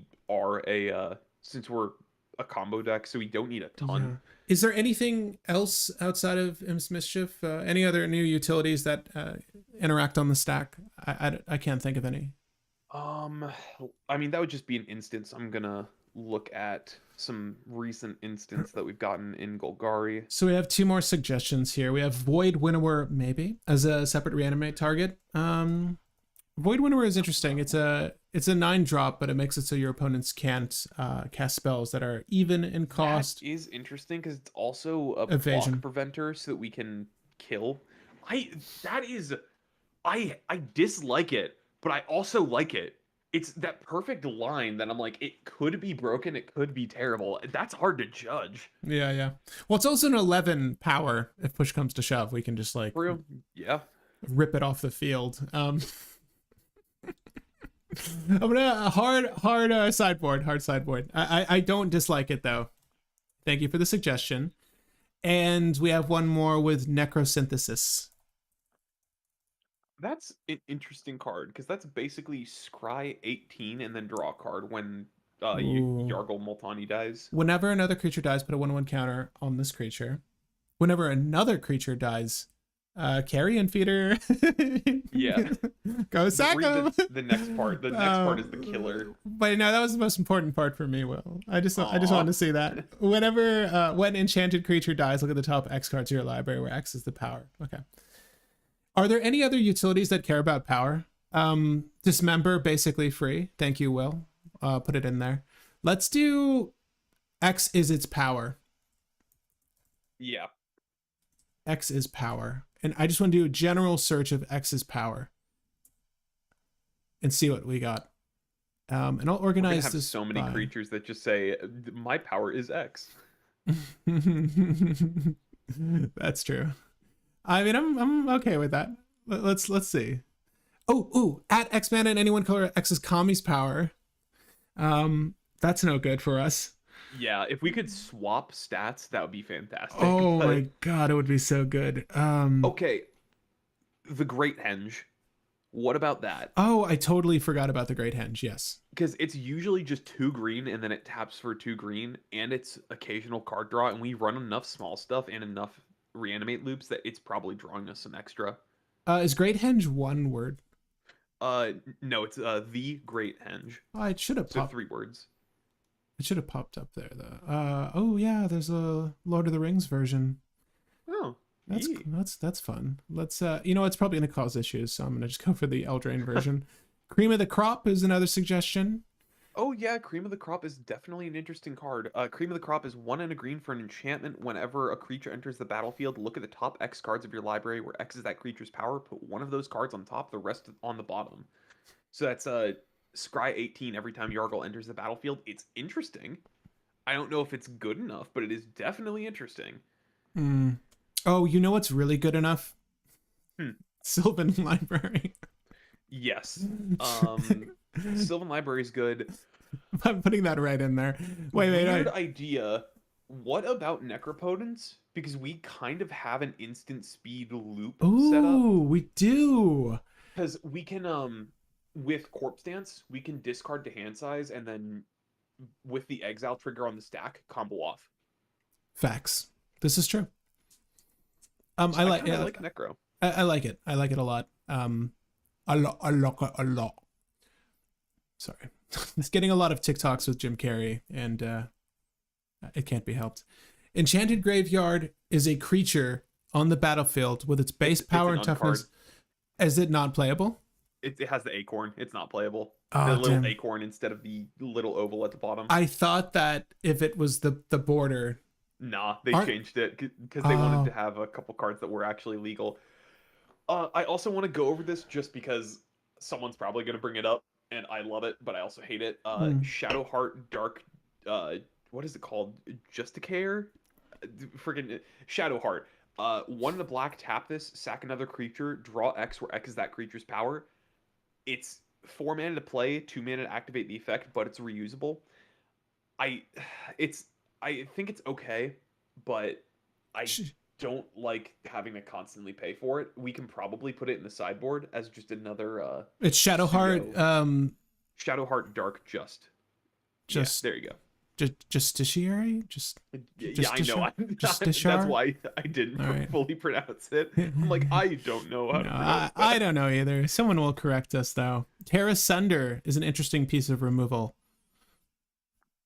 potentially. I can take a look at that really quick. Yeah, well, just as I'm dilly-dallying, Hardy Outlander. Whenever this creature attacks a player, if no opponent has more life than that player. Terra Cool. Sunder is a naturalize, so just a 1 green, 1 colorless, or 1 green, 1 generic instant. Exile target artifact or enchantment. If this spell is kicked for 1 and a black, exile a non-land permanent instead. So it's interesting. I don't know if it's fantastic, but that's Mm. exile. It's exile naturalize, and it can become a 4 mana assassin's trophy. It's not the worst. You know, honestly, is Ambitious Dragonborn bad? Hold up. So 3 generic, 1 green. Ambitious Dragonborn enters the battlefield with X +1/+1 counters on it, where X is the greatest power among creatures you control and creature cards in your graveyard. Hear me out. If we greater good this, like if we don't get a reanimate spell, but we pull into Ambitious Dragonborn, it is Yargle. Yeah, That's not that's not bad. interesting. There's another card that might also be good. It's I, what I'm is gonna it called? I'm gonna put Ambitious Dragonborn in. Is it similar to Ambitious Dragonborn? Like It that's is basically the same as Ambitious Dragonborn, except we have to do it on the same turn that Yargle died. Activated Sleeper. So we can take a look at that because this card is something I've been referencing to a lot of people who have been doing Protean Hulk stuff. okay. Because this is just a good card. Activated Sleeper. 2 and a black for a Phyrexian shapeshifter creature with flash. You may have Activated Sleeper enter the battlefield as a copy of a creature that was put into the graveyard this turn, except it's a Phyrexian in addition to its other types. So it's 2 and a black for a flash Yargle. That's not bad. You said Phyrexian Sleeper? Activated Sleeper, my bad. It's Act- it makes things Phyrexians, but yeah. Huh. I dig that. So I'm not sure if it's going to be good enough, and it's probably getting the cut in the end along with the Do you Dragonborn. do you but like Bouncer's Beatdown? This spell costs 2 less to cast if it targets a black permanent. Bouncer's Beatdown deals X damage to target creature or planeswalker, where X is the greatest power among creatures you control. That's interesting. It's not. I don't think it's good enough, but it's definitely interesting. I'm targeting your Tavesh, and I'm gonna do 18 damage. Lord. Is that cool? Create an XX black demon creature token where X is the total power. No. Ghoul color Gisa. We might sacrifice another creature, create X 2/2 black zombie creature tokens where X is the sacrifice creature's power. Create 18. Casual 36 out of nothing. Yeah. I mean, I'm chill with that. That's better than Carrion Feeder, but not really. Carrion Feeder's just better because we want to have a death loop for Doomweaver. Whenever enchanted creature or another modified creature you control dies, create X/1/1 colorless spirit creature tokens where X is that creature's power. Okay. That card is good in so many different decks because it makes what's his name? The Abzan counter guy that plays like Marath. Gave. It's a weird combo card for Gave, and I love it. Damn. Okay. We might let us know if we're missing any X equals power effects that are worth playing. I'm gonna give up on the search in a second, just because there are a lot of cards to cover here, and they require a lot of reading. And I do want to get to including our tutors and Goldfishing in a second. Yep. We're gonna also have to do a lot of cutting because I think we're at like 130 or something. Yes. Are you fine with what we have for now, though? I think we got all the to do like a lot of modifying and stuff, but I think we added all the good stuff that isn't tutors, and now I think that we can add tutors. Okay, so demonic tutor. Yep, demonic tutor, vampire tutor, imperial seal. Imperial seal. So those are the core black ones. Wishclaw talisman. Diabolic intent as well. Wishclaw talisman, diabolic intent. Is there any other black specific tutor that you can think of? Any hybrid tutors that have come out? Golgari tutors? Rushed Rebirth is an interesting one. I'm not sure if we're going to run it though. So it's a black and a green for an instant when target creature. When that creature dies this turn, search your library for a creature that costs less and put it into play. Ambitious Dragonborn. It can get Dragonborn, or it can if someone has a big thing in play, you can cheat out your Doomweaver. Because note, Right. it does not say your creature; it says target creature. Right. So Right. you can, or sorry, yeah. So you can choose an enemy creature as it's being removed, and you can get like a carrion feeder. You can get. Let's like do a quick look at our creatures to see the low CMC stuff that's good. Wait. Sorry. Wait. Are tutors literally the last thing we need to add? Let's just do that really quick and then. For now, I think, yeah. Green Sun Zenith worth it in this list? Do we care about our? Yes, we have Selvala. We have Selvala, Oh, and never we mind. have a couple different things. Shigeki's also in here, so Green Suns is just nice. Okay, so Court of Calling. Court of Calling. Court of Calling is kind of expensive. It's still worth it. Like we have creatures, it's gets it into play. So if the spell gets countered, we still have the creature in deck. Ikoria, Invasion of Ikoria. The new one, but what is the other one? The oldie but a goodie. That's the same thing. Finale of Devastation. Devastation. What other green ones? The Sylvan Tutor. No, not Sylvan Tutor. Screw that one. Worldly Tutor. Yep. Any other creature specific tutors you can think of off the top of your dome? None that are terribly good. Like Summoner's Pact might be good enough, but I don't know if we have any green creatures that are going to be like Win the game immediately. Well, wait. We have like we have a Witherbloom Apprentice, so maybe that's good enough. Witherbloom is Golgari. Yep, so it's green. Yeah. Birthing Pod. What does he go into? He's 6 CMC, right? Yes, so we can 7. Birthing Pod into Sovala, right? Or no, she's we can 3. Birthing Pod small things into other small things. Crap, what was the thing I just thought of that I was like that could be good? Survival of the Fittest. Yeah. Graveyard setup stuff and No. just tutor for multiple creatures. No, it's very good. Fauna Shaman, the exact same thing, but slower. I'm gonna skip on the Fauna Shaman. No, it's good. It's so good. It lets us dump our Asmodeus. Fine.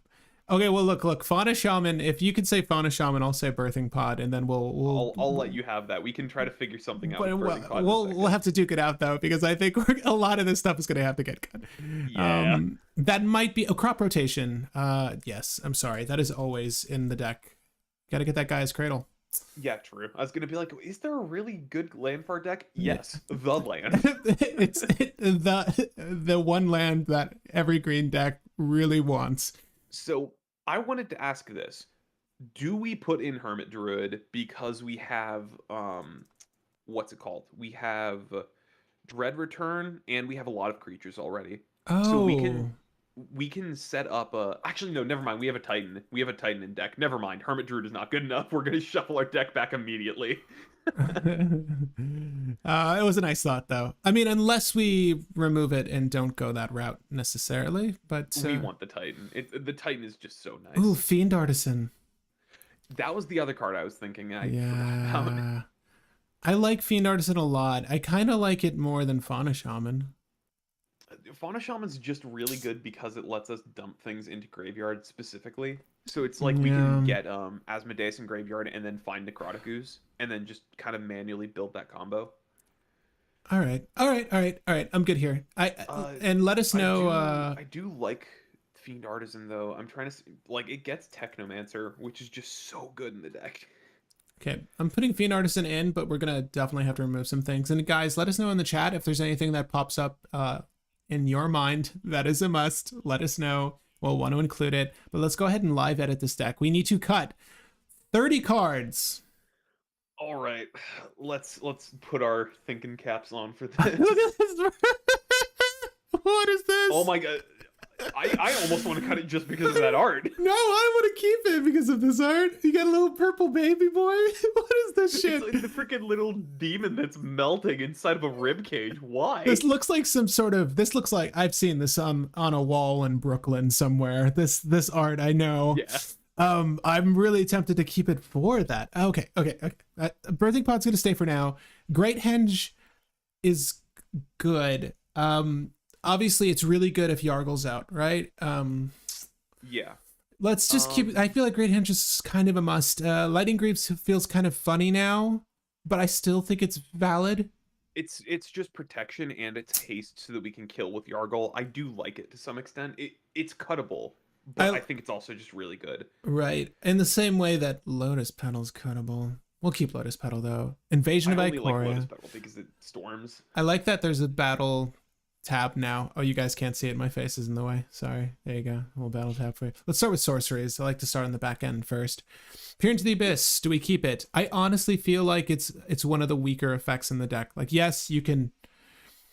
So okay, most of the things. Like 3 1-card wins. Peer into the Abyss is kind of redundant. It's extra. My issue with it is the fact that it's 3 black, and most of the things that we have that care about power and making mana make green. Obviously, Savala and the 2 core ones make treasures and a mana of any color, but I'm still iffy on it. I would rather we focus on our draw spells and ones that are 5 CMC and under, ideally. So we might knock Rishkar's expertise for now.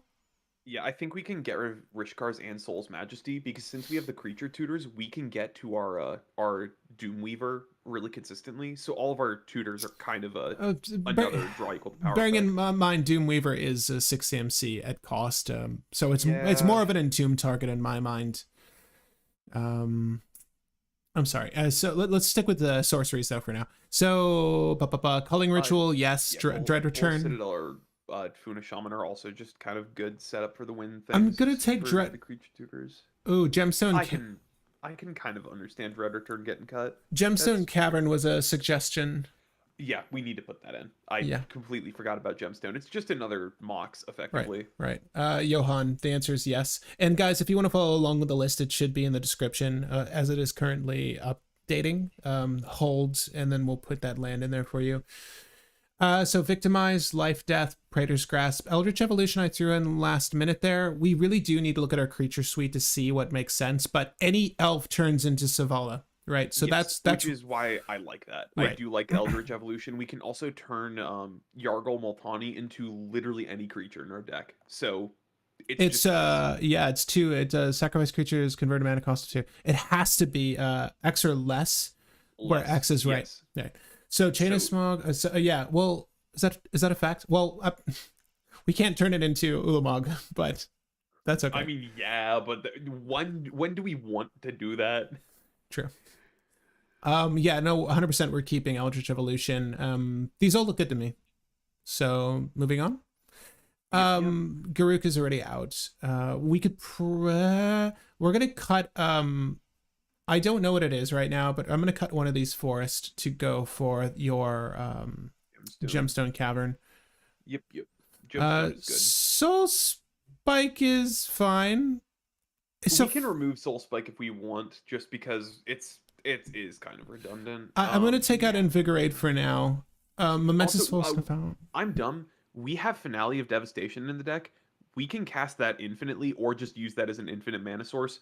We don't need another... Right. Thing. Because when you, in case you guys don't know, it enables haste. Am I mistaken?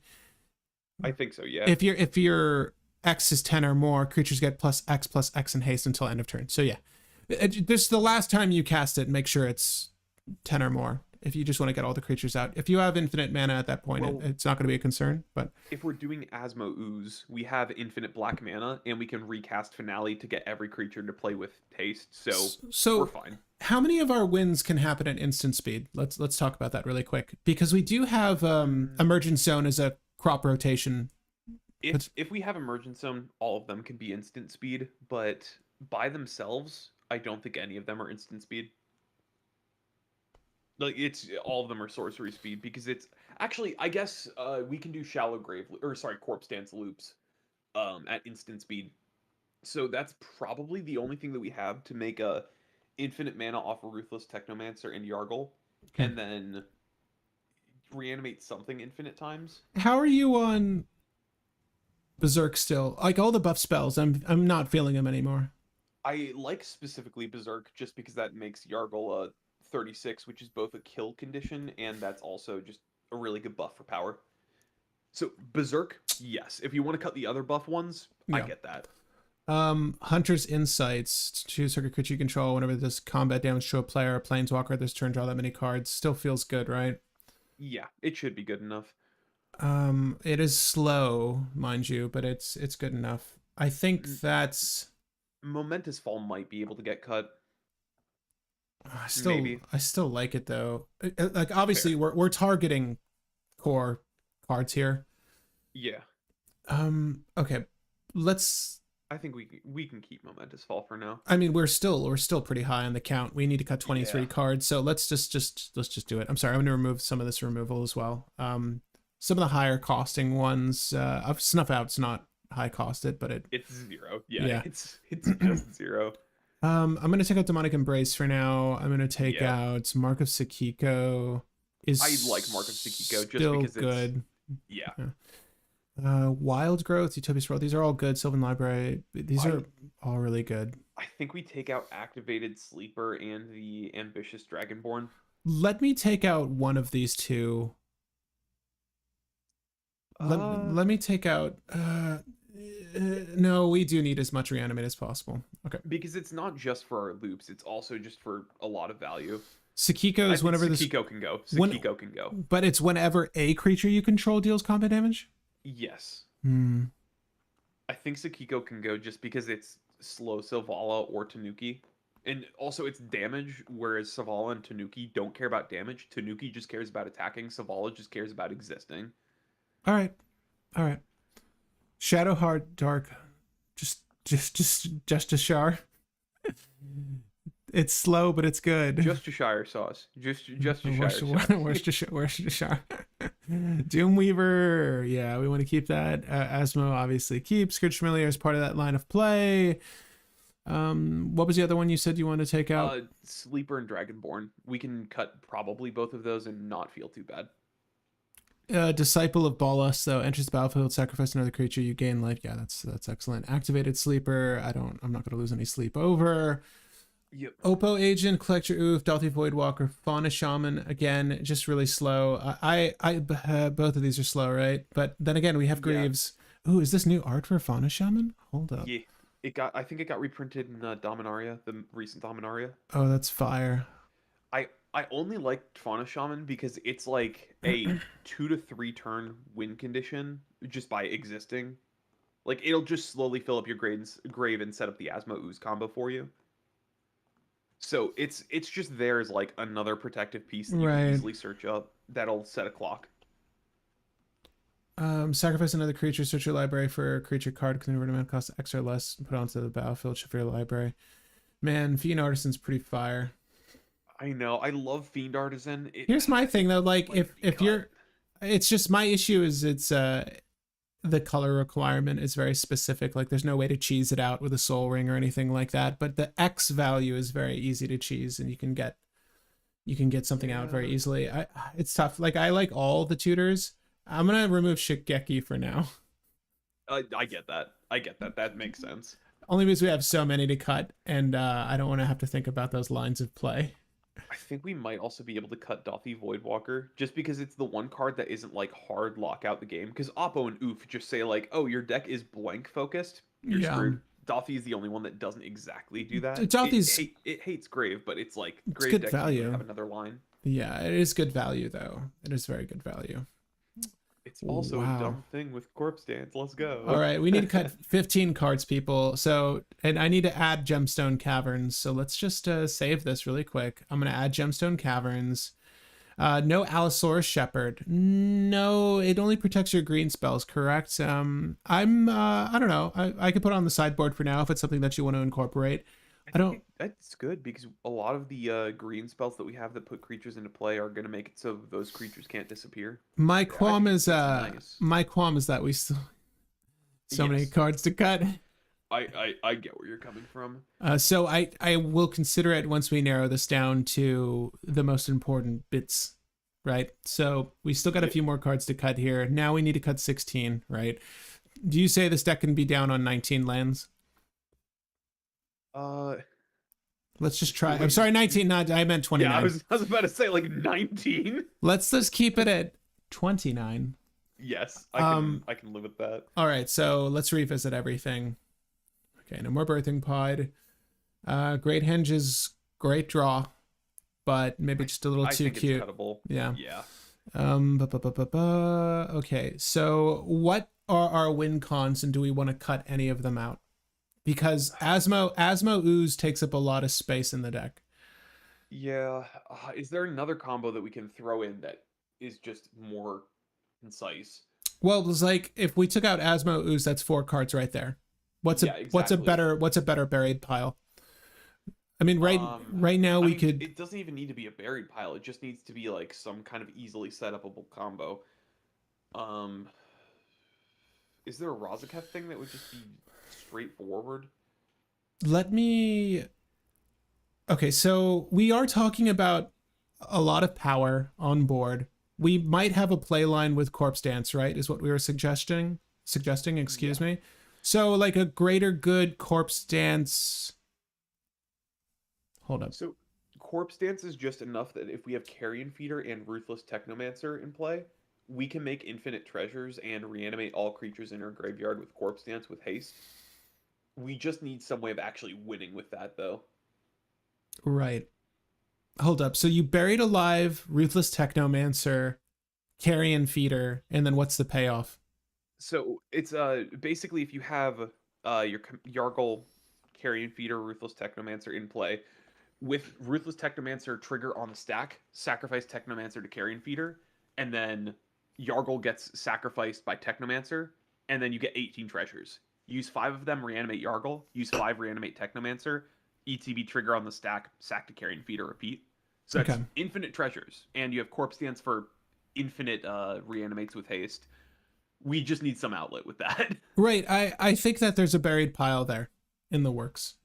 Oh, Yeah, it's like a Doomweaver. Doomweaver. yeah, Doomweaver works. So yeah, Okay. we can just Just draw your deck and then find hold on. Sorry. Not that I dislike the Ooze line of play. It's just very it's just card prohibitive at this point. I'm sorry. So I'm just going to read over these really quick while we think on the outlet for that, because ultimately it's going to be like a right. Wait, we can't repeat Praetor's Grasp if we do this. Okay, sorry. hold up. We can throw Shigeki back in if we want to loop Praetor's Grasp because we can do Noxious Survival Shigeki to loop our deck infinitely. That's true. Just curious, how do you use your desktop and Facecam at the same time on the live? That secret is OBS. I'll just encourage you to look at how to use OBS and scenes to set up that. Lion's Eye Diamond, Gulta? Someone's suggesting Gulta as a win con, I think. Sorry, Shigeki though. You're suggesting that we could use Shigeki, return excellent from your graveyard to your hand, and then we can return Shigeki and we can return we use Shigeki to return Noxious Survival and whatever else like Praetor's Grasp from our graveyard. Then we use Noxious Survival to get Shigeki back on top and draw Shigeki, and then we do Praetor's Grasp. how do we solo draw Shigeki? We can Buried Alive Shigeki, use Shigeki's effect to return Shigeki to hand, and then Shigeki with channel. So we can just bounce Shigeki with Buried Alive, effectively. All right, we'll walk through that when we get there. I'll quickly go over that because it's not that complicated. So Buried Alive gives haste. Shigeki has tap and pay 2 to bounce Shigeki to your hand, and then mill some cards, put a land into play. So that means Corpse Dance gets Shigeki to field, and Shigeki puts himself back to hand, and you can channel. No Noxious Survival required, so we actually don't need that. Oh, okay. So Shigeki just does it. We might want to keep Noxious Survival anyways, but Correct. I'm not gonna say cut Noxious Survival. That card's good. It's just disruption. so we're on we're on 110. Do we just remove all the artifacts? Embrace the collector oof? I'm just kidding. I think we can cut Grim Monolith. Grim Monolith is one cut that we can at least do and not feel too bad about. But he's 3 generic. I know, but also it's pay 2 to get there. So I know. It's still a good card. But hey, look, we just saved some money. Yeah. All right, Fauna Shaman, Fiend Artisan. I at least cut Fiend Artisan. Fauna Shaman, I kind of want to try to see if we can keep it, but I'm willing to cut it if we can't find anything else. All right. Okay. I feel like we need to get rid of at least one of these. Okay, hold up. No, we need all the mana. We need all the mana we can get. Am I mistaken? I do feel a little iffy on the fact that, oh no, this isn't mana, this is draw. I still like draw. We can get rid of Tainted Pact. Oh yeah, I'm fine with that. Unless we Praetor's Grasp a Thal's Oracle. It still doesn't work. We have multiples in our deck. We have duplicates still. Oh, do we? Oh yeah, Yeah, we the do. lands, basic lands. That's why we were joking around about the swamps. Never mind. Okay. So we need to remove 7 more cards. Let's go back to sorcery. Good, very good, good, good, good, good. Victimize him. It's good in a lot of scenarios, bad in some scenarios. I think we can cut it. I'm iffy on it only because I feel like Life Death is still a better reanimate spell. I think we're also potentially fine with just cutting Life Death at some Yeah, point. yeah, which is odd to say. You would rather have the enchantments over this? Yes, because the enchantments hit your opponent's stuff as well. Yeah, it's true. All right, are you sure this doesn't do return target creature card from your graveyard? Yeah, okay. Yeah. All right, where are we at now? These are all good. 5 cards. Let's go. 5. Okay. 5 cards. All right, guys, vote. Do we bite the bullet and just get rid of Lotus Petal? Card. Losing my mind. It's the cutting phase. It makes everyone lose their minds. But Lotus Petal. Do we Lotus Petal? I think we can probably get rid of Lotus Petal. And I like it, but Lightning Greaves can go. No, don't say that to me. We're so close. We're so close. We're hitting the hard stop point. All right. Okay. The Greaves can go, but the Petal stays. Okay. I'm gonna go down to 28 lands. I think we can get away with that because we did lower our curve like a good amount just now. Yeah, and no. We also have a ton of ramp in the deck, so we should be fine. Getting rid of the forest. Okay. Maybe get rid of Haywire Might. I love it though. No, get out of town. Haywire Might's a must. It's so good. Only because it's searchable. So Although Green Sun Zenith doesn't hit Haywire Might, right? Because it's not technically green. It doesn't, but our other 3 do, and our tutored hand effects hit it. All right, so I'm asking the audience if we Lotus Petal or not. We need to cut 3 cards, okay?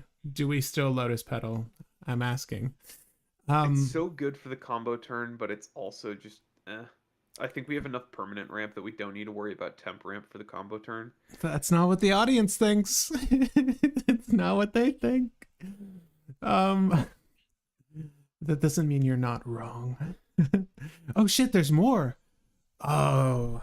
This isn't as metal as the Carrion Feeder, though, I'm not gonna lie, but what a good secret lair. Those are pretty core cards. Yeah. All right, 3 more cards, man. Maybe Dismember. Oh, you just don't care about removal anymore. We have Haywire Might and the Golgari hits, and we have Snuff Out. I think we oh no, enough. we don't have Snuff Out. We don't have creature removal. Wait, we got rid of Snuff Out? It was early on. I did it without your knowledge. I thought we were keeping it because there's the one point where it's like, oh, we're not getting rid of Snuff Out. It's free. Would you prefer Snuff Out over Dismember? Yeah, I usually would because we don't need to worry about most black creatures. All right, what instant are you cutting then? What instant? You got to cut one instant. No, I think we can get rid of Snuff Out. Yeah, we're fine with getting rid of. Well, I mean, we don't have that much creature removal though. True. Yeah, keep Dismember, get rid of Snuff Out. Just because in case someone has opposition agent, I do want to be able to have our tutors. Audience says, and this is coming from Will, cut Disciple of Bolas. Yeah, I can kind of understand that. The only reason why I want to keep it is it's like an immediate creature ETB that'll draw us 18, but I get that. Well, is there a Buried Alive pile which works with Disciple of Bolas? No, I don't think so. We don't have like a specific Buried Alive pile, but we have a couple. We have some Buried Alive piles with Corpse Dance. Yeah, I'm just trying to see if we can remove Carrion Feeder and keep something that sacrifices on ETB. That seems even better. Although there's not a good way to kill this elsewise, is there? We just need a thing that says sack a creature. It's just an unfortunate fact Are of we life. done with Disciple of Bolas then? Yeah. I think we have enough Yeah. creatures that already we have what is it? We have Doomweaver and we have it's actually just Doomweaver, isn't it? Uh Hold up, let me take a Oh, look that's at no what good. this. Wait. We do want creatures that draw. Yeah. Technically, Tanuki Transplanter is still a... Oh, no, that's creature that ramps. Creature that Yeah, ramps, it's creature that ramps. I think we need to keep Disciple Bolas. We do need to keep that. That's just net 18 cards. Yeah, that's pretty nutty. But what do you get rid of? I Do we just get rid of crop rotation? Because we have enough straight up black tutors that I think crop rotation's kind of unnecessary. I just like instant speed land fetching. Yeah, because it's Guy's Cradle or What's Emergent Zone, but what's the like best thing? Gaia's Cradle, we're Emergence fine. Zone, or It's those two, or Cabal Pit for removal. But I think we're good. Phyrexian Tower, which we're not on. No. We probably should be on Phyrexian Tower just because it's a Mm, free sack for Doomweaver, so that we can try to like I kind of storm. know. That's another crop rotation target. I think we can get off crop rotation and not cry too much. I think it's great, but we don't need it. Oh, I'm gonna cry. The audience says we keep Lotus Petal. Yeah. Okay. All right, well, 2 more cuts then, and then we can start testing this deck, this amazing deck. It's gonna be all of these are good. Is Praetor's Grasp good enough? It's one of our loop targets, but Yeah. do we have a different loop target that's better? Hold. We have Finale, but do we want to just only have Finale? No. No. The answer's no. Yeah, that's what I thought. Yeah, we no. Nope. We need Praetor's Grasp. We definitely need Praetor's Grasp. Is Sacrifice still good enough? Yeah. It's a good, I mean, it's either this or Culling the Weak, right? But Culling the Weak is just good ramp to get into the initial Yargle cast. Yeah, I like the sacrifice rituals just because they let us do Doomweaver stuff a little bit easier. Because Right. if we draw them, we just pay 1 black and then As additional, get up another. get the mana. Yeah. Yep, cast the thing. Oh my god, guys, this is the toughest deck to cut. Is it Hunter's Insight? I keep looking at it and questioning it because it's a one-time utility. I'm gonna say yes. Okay. It's just not. I don't think it's doing enough. It's 3 mana, draw 18. If Well, Yargle gets through, the question is, does Yargle get through? And then we have draw effects that are just better, right? Like this just enters and does it, and then this. I mean, it costs 1 more, mind you, but this requires that we sacrifice Yargle, and then we need if Doomweaver's out, then we need any as additional cost and or sack engines. But that's just Carrion Feeder. That's pretty much what Carrion Feeder's there for. All right, one more cut. All right. 28 lands is pretty nutty. I'm gonna say 28 feels bad, but it's a new dark ritual. Look at our curve though. It's like a bunch of 1-drops that give us mana, and then a couple high CMC stuff that we're cheating them with Reanimate. That's I feel so like true. we're fine. Yeah, that's true. We're not going to 27 though. I don't think going to 27 is a good call. I'm saving this out so that you guys in the audience can be up to date with us. We still need to cut 1 card though. Yep.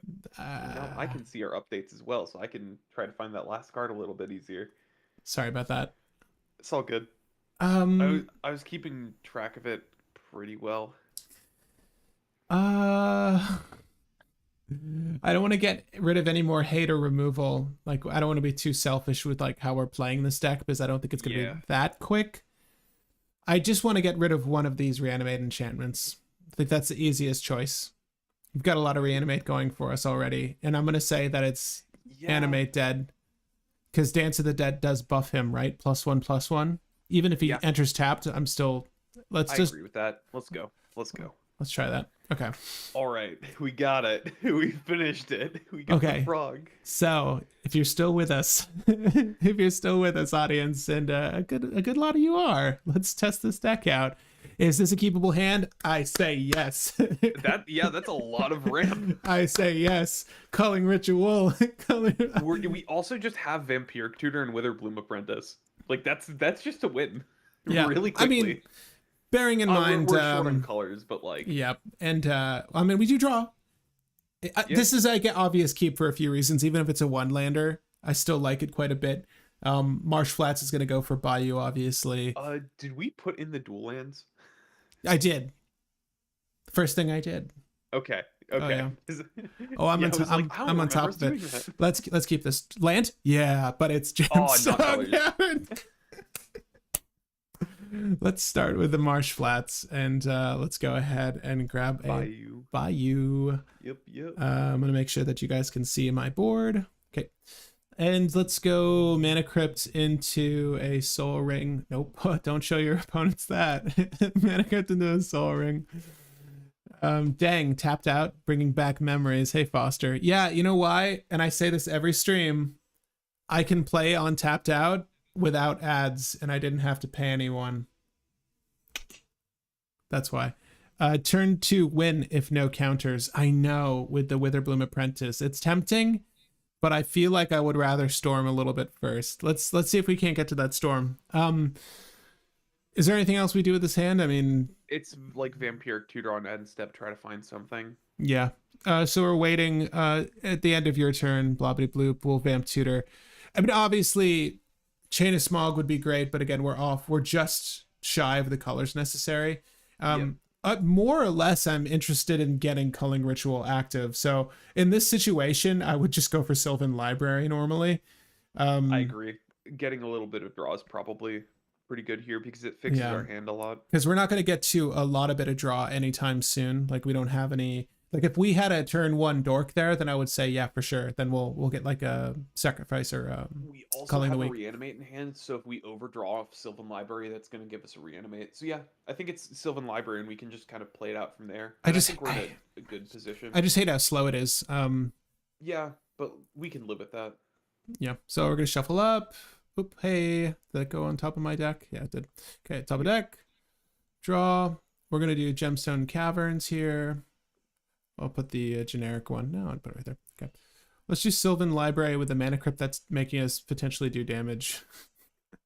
Yep. And wait. Test there.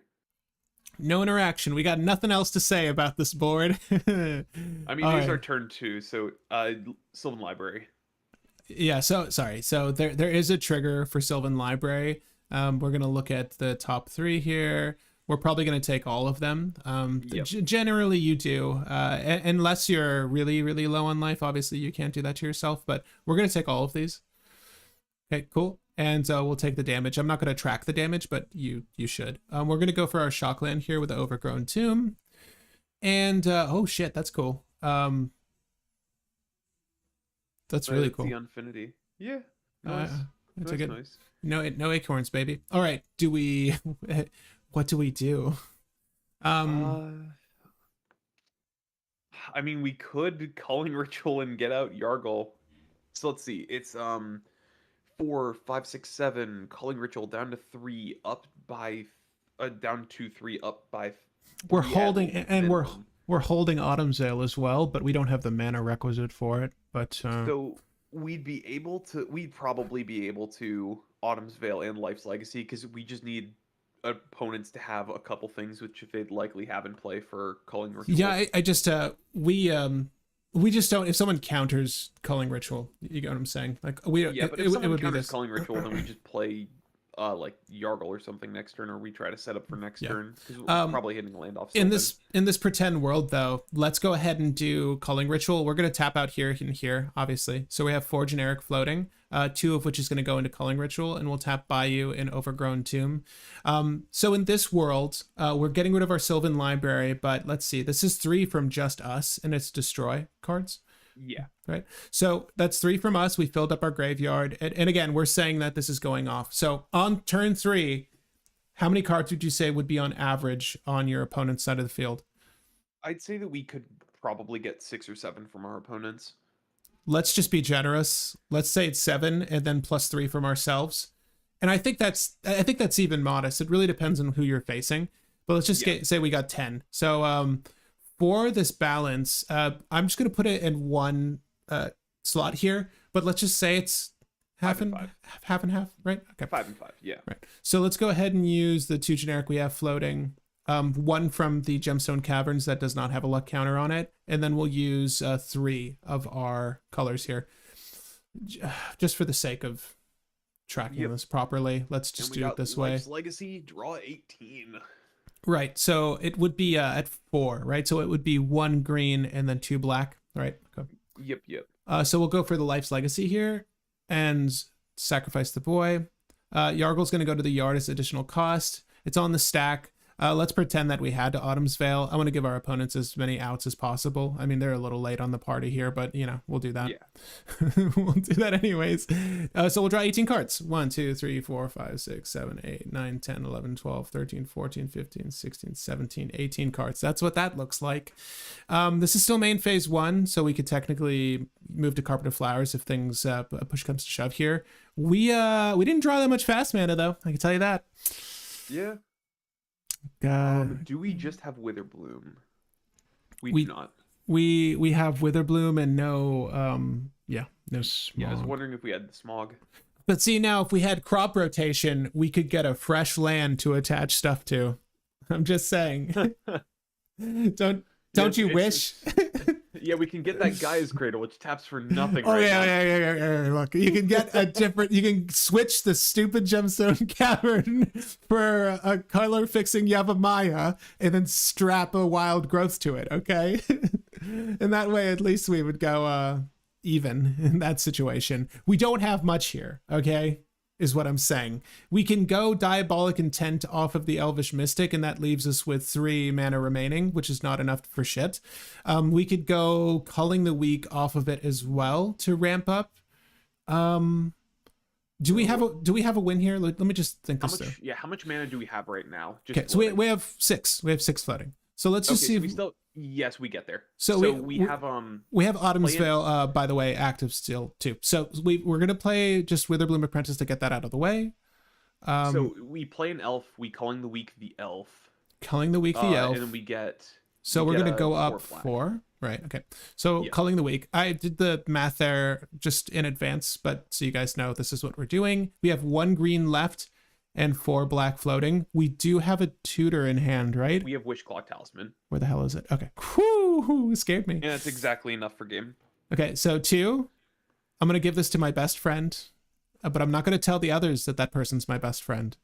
And then we're going to go ahead and grab Chain of Smog. If I ever play against you in person and you Wishclaw, I'm keeping that information in mind. All right, exactly. It's not strategic. It's no. But instead of casting Chain of Smog now, I'm going to wait. I will use the green to cast Carpet of Flowers. I will use my opponent's islands against them. And now I will cast Chain of Smog targeting myself. Yeah. Screw you for using islands, bro. So here's how this works. You target yourself. That was a turn 3 win. That was a turn 3 win. Yeah. All right, we're not done there though. We're not done there. All right, so let's just evaluate this really quick. How is this going? Do you feel like there are any cards, and this is for the audience as well, do you feel like there are any cards we should put back in the list? Any cards we can definitely remove from this list? That was a very weird draw in that we didn't see any fast mana, but Culling Ritual was we more than fast enough mana to start with, and then we drew all of our elves, which is the exact opposite of what we want to see. And you know what's weird? Like we were stagnating. Turn 2 was very bad. Like we had nothing to say to anyone if they were going to try to pop off on turn 2, which can happen. Normally people that are trying to add Naws between turn 1 and 2. So, but we're in Golgari as well, so it's not like we would have had much to say to begin with, if I'm being frank. So Selfish Golgari, that felt pretty good. I turn 2 win if no counters. Turn 2 win. Oh, that was if we had a way to tutor up a Chain of Smog. Okay, I like it a lot. I think that this deck is performing well. I don't want to change anything. I definitely want to just try a couple more rounds. That was a draw 7 keep. Like we didn't mulligan or anything. That felt good for a 1-lander. All right, do we keep this? Elvish Mystic, Arbor Elf, a forest. if we had more lands, this would have been fantastic. Like, if that Haywire Might was a Yeah. swamp, I'd keep this because we have Berserk and Technomancer. Yeah, but no, we've got another. It's a 2-lander. This is Birds of Paradise. nicer, though, because we Yeah. have Opposition Agent, Turn 2 Assassin's Oppo. Trophy, and Life's Legacy. So even if this is slow, this is nice. Let's try this out. I'm gonna say something. I almost feel like we could remove the stacks package entirely, but then in hindsight, there's only 2 cards that are really stacks specific, and I would still say Opposition Agent is still worth it. It's particularly if it's stealing us something that is actually So what you're saying valid. is fuck oof gang gang. fuck oof crop rotation is what I'm saying. I'm really high on crop rotation just as a card. I really do like that card. I generally always include it, so this is weird for me. Yeah, okay, let's keep this. This is fine. And then Necropotence. Hopefully we steal a Vampiric Tutor and just grab our Dark Ritual because let's just pretend that happens in our world. Okay, so Polluted Delta is going to crack. We're going to lose a life. I'm not going to track that for us, but it will grab our Bayou again. I'm happy for the Bayou. I'm happy for the Birds of Paradise, and I will pass. That seems like a decent turn 1. Very fair magic. I'll shuffle first. Okay. We got a Forest and the Boseiju Who Shelters All. We want to hold on to the channel land, so we'll go for the Forest first. So it is around this time that people would be cracking their tutors. Like, that's not crazy. Do you want to, in this magical world, do you want to say it's a demonic tutor or a vampiric tutor? Or a fetch land? It could be any tutor. Like, there are so many tutors flying off between turns 1 and 3. I will actually hold Opposition Agent for a good steal here, though. But what would... we'd hold Opposition Agent to try to steal a Dark Ritual or something for our Necropotence. It's either that or someone's Jeweled Lotus so that we can Yargle next turn. Yeah, that's true. Because we're holding Life's Legacy. Yep.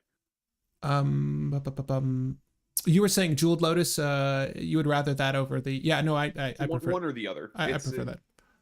Yeah. Is there nothing else that gives us more ramp in this occasion? Not really. Right? Not really. Not like just his will or anything. Would you don't want to try to get what are you prioritizing here? Are you prioritizing Necropotence over Yargle or vice versa? I'd probably prioritize Necro because we can fill our hand and then try to win off of... We can try to win on, like, end step. Yeah. If we just were to go for the Dark Writ, then we're in a good spot. Yep. Okay, so let's just say we steal a Demonic Tutor, and then the board is shut down from any sort of, like, color fixing with their fetch land, so on and so forth.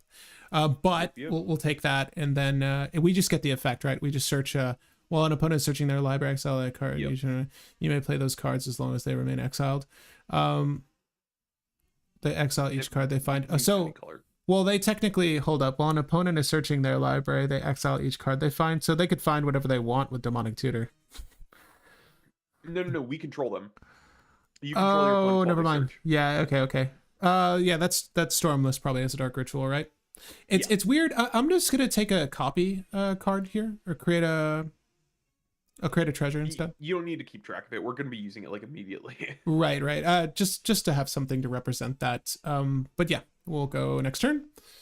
Mark of Sakiko. Okay. Do we want our Opposition Agent to attack really quick? I mean, that is just net mana. It's technically up green. Yeah. That's interesting. Okay. We could try to Yargle off that, can't we? No. We could. Well, let's no. Wait, 1, 2, 3, 4, and then up 5. 1 for 5, and it would be Dark Ritual. So yeah, we'd have to use Dark Ritual. I don't want to use Dark Ritual. That's for that. too cute. Do we? Okay. I think we can still enchant Opposition Agent and then Dark Ritual for Necro. Right. Okay. I don't think that we need to use the mana for anything. We just do that as prep work. That's fine. Leave Bop. Tap Bayou for Dark Ritual into Necro.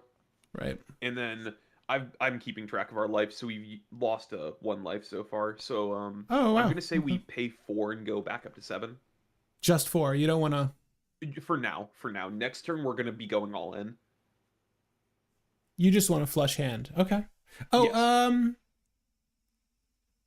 I mean, So is the it? I idea mean, is is there next any? turn with all of our mana, we can go in and then we can find a win on an instant Right, speed with probably Corpse Dance. right. And this is going to net us 3 green to get us going.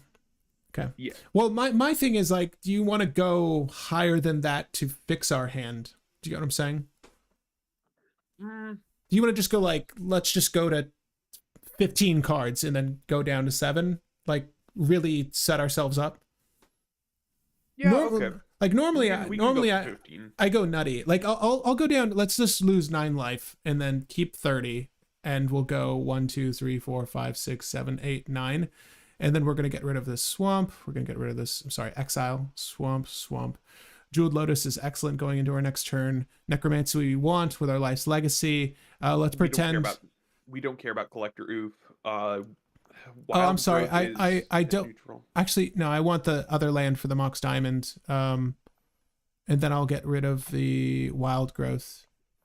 Collector Oof. Let's just say that I got rid of the Assassin's Trophy as well because I'm pretending that this turn it's irrelevant that we have it. Unmarked is probably the last thing. But I mean, unmarked grave grabs. But unmarked grave grabs are Bolas's Disciple of Bolas or the Spider. They're both non-legendary, and we could technically reanimate them. So let's see. Hold up. Game plan is that we're trying to hit Corpse Dance. Right. And well, so we still have Birds of Paradise and a Vamp Tutor I'm looking at. So like we could literally top deck. I think in response we're gonna during a end step before cleanup we're gonna cast Vampire Tutor and just keep this hand. Okay. Yeah. There you go. And we're gonna put Corpse Dance on top. Right. Because Corpse Dance with this hand, is it really the best call? Because we don't have a sack. That's how we do our instant speed win. Corpse Dance is our instant speed setup. I mean, we're not making any. So do we do a buried alive thing? Yeah, I'm trying to think of how we make the mana because we would want to utilize our guy, the Technomancer, right? Yeah. Technomancer might just be better here. Technomancer's probably just better here. Well, I think here's using Necro as a draw engine for now instead of a combo engine. So yeah, we can put. I get what you're saying. I get what you're saying because we're holding on to Necromancy, and I'm looking at Necropotence. So you were talking about going ham with Necromancy. I was saying just Dance of the Dead lets you loop if you do Necropotence. Like it just Necropotence end step loops instead of I'm trying to play Shimmerzer at this point. Right, but we don't have a way to sacrifice the thing though. Yeah, but we can find it at instant speed with Corpse Dance or Dance of the Dead. My bad. No Corpse Dance, right? Yeah, Corpse Dance. I'm dumb. Anything that goes to our graveyard if it's discarded, right, gets exiled. Everything that goes to our graveyard gets a trigger that exiles it. In response to the trigger, we Dance of the Dead. Right. I think. Or it's Ruthless Technomancer because we can unmark grave for Doomweaver and then start doing shenanigans. Right. Well, we still need a way to kill the thing though. Yeah, but we can find a way because we can. You would rather not reanimate, I guess. Well, what I was thinking about is doing a Buried Alive pile with the Ruthless Technomancer, Carrion Feeder, payoff, or whatever that third creature was. I forgot. I think was the other thing that we had for that. But yeah, but if we do that, we have the requisite mana to. So we would do Necromancy on the Ruthless Technomancer. Then we would right when it enters. We're not drawing this turn because we have a Necropotence in play, so we'd have to top deck the thing after we do whatever we're gonna do. Oh yeah, we're doing Vamp Tutor. Yeah, that's no good. We would need to do it with Life's Legacy. Yeah. Okay, so you just said you wanted Ruthless Technomancer, right? Yes, because we can do unmarked grave stuff with Doomweaver. Okay, so let's just go with this. Yeah. This is still on top. Okay, we're gonna fetch for our. This is a turn 4 win potentially. Yeah. We're getting there, audience. I promise. I promise. It was just a lot to soak in. There's quite a lot happening on this turn. So, we want to do a Mox Diamond. And then we Jeweled Lotus, and then we Yargle. And I think that we probably Life's Legacy after that. Sorry. Jeweled Lotus. And then you were saying you want to go Yargle. Bam. Yep. So that's probably Jeweled Lotus, the 2 solo green sources, and one of our Wooburg sources. Right. Green source. And then Overgrown Tomb is fine. Let's just do the Mox Diamond. Get that out of the way. Yep, All right, so Yargle comes in the battlefield, and then we want to draw. This is kind of weird. I think we're going to go to main phase 2 here. You cool with that? And just use the green from this? Yeah. Because I'd rather keep the yeah. You know. So we have 3 green floating. We're going to use 2 though. So whatever we do now, like we're not going to win with combat on Finale of Devastation, but that's fine. So we'll kill Yargle, draw 18 cards. Yep. 1, 2, 3, 4, 5, 6, 7, 8, 9, 10, 11, 12, 13, 14, 15, 16, 17, 18. Carpet of Flowers is a miss. Did we not hit a single reanimate? Oh no, we have Necromancy. Never mind. We have Necromancy, yeah. Yep. We don't have mana to do squat, but I do have a Dark Ritual. So let me just look at my fast mana really quick. I do have a Dark Ritual. We have played our land per turn. 1, 2, 3, 4, 5, 6. So we have 6 mana to play with because of the Dark Ritual. Right. And that is just one short of reanimating and technomancering. 1, 2, 3. We have 1 green floating. You counted that? Yeah. I counted that. Okay. Hold up. Oh So man. close. Don't you So want your lightning greaves now? Don't you want your greaves? Oh, because Sylvala's right there. I mean, we could just play Sylvala and then sculpt the hand. Oh, that's no good. No. There's a win here. There's a win here, sir. I'm not gonna give up on this. Wait. Let's do Dark Eldritch Ritual. Evolution. What do we get for 5 or less? Disciple of Bolas. Kills Yargle. Disciple of Bolas. Yargle back to the battlefield. Yeah, we have to. The thing is that we have 5 mana to play with, not 6, so we can't get Yargle back with Necromancy. Wait, it's 3 mana for Eldritch, 3 mana for Necromancy, but we only have 5. Actually, wait, no. Do we have 5? No, we have 6 because 1, 2, 3, 4, 5, 6. Yeah, you're right. So I'm gonna do Necromancy on Yargle. Is that really the only reanimate though? Am I crazy? We have demonic. Yeah. We have demonic tutor right there though. I mean that doesn't make it. That's any the better. same That's thing. Also 3 mana. Yeah. I mean, do we have a way to make mana off of this? Hold up. So let's just say we do this. I'll use the 2 black and a green. Do we demonic tutor now for our calling ritual? No. Wait, do we demonic tutor for calling ritual first? Yes, that would definitely give us enough mana to do the thing. Okay, that's the win. Sorry. That is a win. Okay. We're good.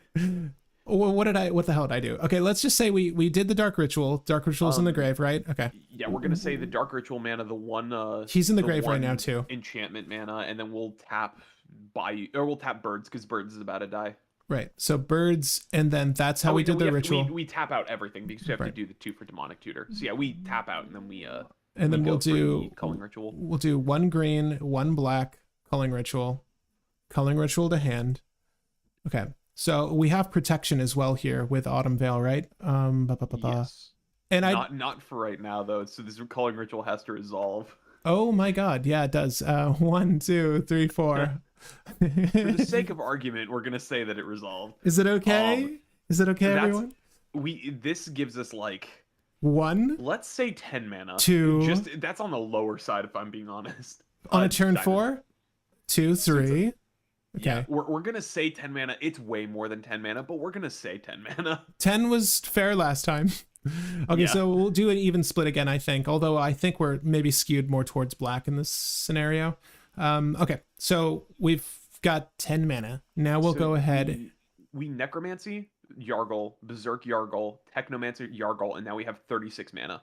Okay, so we go to Loop, Bloop, Necromancy Yargle. Then we'll do Ruthless Technomancer, which is 4 mana. And so, in case you guys don't know, when it enters the battlefield, you may sacrifice another creature. If you do, create X treasure tokens equal to its power. Okay, And so Berserk on Yargle as well, so that he's 36. hold on, no worries. I got you. Trigger on the stack. They thought they were good. Where's my Berserk? Oh, there it is. Okay, we'll use the 1 green. We've got 1 black, 1 green left. Right, this is where they decide to step in. No sir. Autumn Veil. Okay, There we go. Autumn Veil. Kill Yargle. Treasures. This treasure is going to be represented by this life total, 36. Yargle's gone. Necromancy's gone. I'm just going to stack them like this. I'll leave Yargle on the field because we're going to go back to him. 36 treasures. Where do we go from here, sir? Okay, so we can get Doomweaver if we want, but that's not going to be the immediate win, is it? I see Disciple of Bolus. Okay, hold up. Yeah, but we need to get a reanimate to get it in. Do we have any creatures that reanimate in this deck? Gnshhagghkkapphribbit lets us get there, but we need to get Gnshhagghkkapphribbit to hand, unfortunately. Hold up, let me see if we have Eternal Witness or something. Oh, no, we do not have Ewit in this deck. Nope. Okay. Wait. Hold up. Wait, I think we're also kind of dumb. So Flair's probably we have Technomancer in field, which is also a creature reanimator. He's sick though, right? Oh no. Okay. So we sacrifice return creature with 21 X power. treasures. And then we sacrifice 21 treasures and we can reanimate Yargle. It does not feel good, but it will help us get there. Is that what we have to do? I think so. Oh, we have 15. Okay. We got 15 treasures. Mind you, this would not have worked out at all if we didn't have Berserk. So Berserk is a good card. Yep. I mean, mind you, we could also see, this is where one of those clones would have been helpful. Like if we could have entombed the Dragonborn, whatever, he could have just entered the battlefield at the cost. Am I being dumb? Actually, can't we just use Entomb as a tutor and then win off of that somehow? Oh, you mean like we can Entomb Disciple of Bolus and then Disciple of Bolus with reanimate Disciple of Bolus with our Technomancer. Do we still have Disciple of Bolus? Hold up. Enters the battlefield, sacrifice another creature, you gain X life, where X is that creature's power. From here, yes, we can, right? So yeah, we'll do Entomb with one. Let's use the remaining black we have. Entomb. We're gonna Entomb Disciple of Bolus. We're gonna use Ruthless Technomancer's ability. That's actually really dope. This effect. I'm loving this. So we use 5 treasures. Disciple of Bolus enters the battlefield. It'll sacrifice Yargle. This time you only get 18 draw. Yep. 1, 2, 3, 4, 5, 6, 7, 8, 9, 10, 11, 12, 13, 14, 15, 16, 17, 18. I'll put this Lotus Petal down, which is essentially a treasure from here on out. Yeah. And then let's go reanimate. So we can also hold up. Do we have nothing better to do? Carrion Feeder into play somehow, probably, and then we can do Carrion Feeder. We have Carrion Feeder right here. Yeah. Okay. So we sacrifice Technomancer, we reanimate, we Dance of the Dead Yargle, and then we reanimate Technomancer. Okay. So he's 19 this time, and we Dance of the Dead, we reanimate Technomancer. Right. So that is 2 right there, and then we use reanimate on Technomancer. Right. I'm sorry. This is like quite the cocktail of spellcasting you guys are seeing. Okay, so Ruthless Technomancer. It's Storm. This is what happens with Storm, right? ETB, we can sacrifice Yargle. I'm leaving him on the battlefield. Sacrifice Yargle for 19 treasures now. So we go up 19. Okay. Carrion Feeder can also sacrifice him. We don't have a good way to play these things from the grave, sadly. But do we have another reanimate spell at this point? We just need a tutor, like one of the black tutors, I think, and then we win. We have Gnshhagghkkapphribbit though, right? Do we have Gnshhagghkkapphribbit in hand, or is it? No, I can Eldritch Evolution Gnshhagghkkapphribbit and put Gnshhagghkkapphribbit in hand. Eldritch is field. Oh no, but Gnshhagghkkapphribbit returns himself. Gnshhagghkkapphribbit returns himself to hand. Sick though. Oh, does we he? can say that we can say we used the Worldly Tutor to get Shigeki on top before we drew. Wait, And it wait. would just be put one card back. He does need to tap. Yeah. That's no good. Okay. We can. Did we have Worldly Tutor? We had Worldly Tutor. Sure. That was in like the first script, so that would have just been one of the forced is Shigeki. And now we have the ability to use Shigeki's channel ability. So Right. we sacrificed Ruthless Technomancer, And just so the audience knows, we're not cheating entirely. Yeah, It's our first time storming with this list. There's always a lot of problem solving storming a deck in general. Depending on your, doesn't help that it has like a million moving parts, so it's super complicated. It needs Eternal Witness. Yeah, Eternal Witness probably needs to come in. Eternal Witness might be better than Shigeki. Is that fair to say? Probably. Okay, but in this scenario, Shigeki's pretty good because we're gonna Worldly Tutor. Wait, Pat. What? We have a tutor in hand. We have Wishclaw Talisman in hand. I just couldn't see it from all the stuff next to Gemstone. BS. Oh my god. Okay, so we have Shigeki's still in hand. We have Chain of Smog, and we have Chain of Smog wins, or we have Dance of the Dead win. So we can show off the Dance of the Dead Corpse Dance win. Corpse Dance. Let's do Corpse Dance win. Okay. Sorry. Thank you, audience, for bearing with us as we piloted this ridiculous turn. This monstrosity. This is why. Let me just say, Storm is really fun. Storm is really fun, particularly in odd colors like Golgari Storm. I knew it was going to be fun, and it's been consistent. Like it just takes understanding the deck better, and this is a brand new deck, so we're getting there. We're going to Wishclaw Talisman, 2 counters left. This goes to you, good sir. We are going to grab Corpse Dance. So this is a really, really cool win. We have 24 treasures. So we're going to start off by Corpse Dancing with buyback, returning our Yargle to field. Right. So if you guys have never seen this card, Corpse Dance is really cool. I think you guys can read that. But 2 generic, 1 black. The total is 5 CMC for this with buyback, and that you have to pay buyback in addition. So it's going to be 5 on the stack. But it goes back to your hand. Afterwards, return top creature of your graveyard to the battlefield. Well, right now, it happens to be Yargle Multani. But oh, lo and behold, we're not gonna do shit. I was gonna carry in Feeder to make one of these the top 2, but we need Yargle first. Okay, so Yargle goes down, Corpse Dance back to hand. We are down to 19 treasures. That's okay. We're gonna first start by making infinite treasures. If there's a collector oof or something else that's mucking this up, make sure you should have gotten rid of that first. Way earlier. But the line for infinite treasures is sacrifice Technomancer, reanimate Technomancer to carry in Feeder. Yeah. With Technomancer trigger on the stack, you're going to sacrifice Technomancer to carrion feeder, and then let the trigger resolve, sacrificing Yargle. Yargle's now on top of your graveyard, reanimate, then reanimate Technomancer with Corpse Dance. So you're doing this in a weird way just so that you have the top card of your graveyard be Yargle before Technomancer. Right.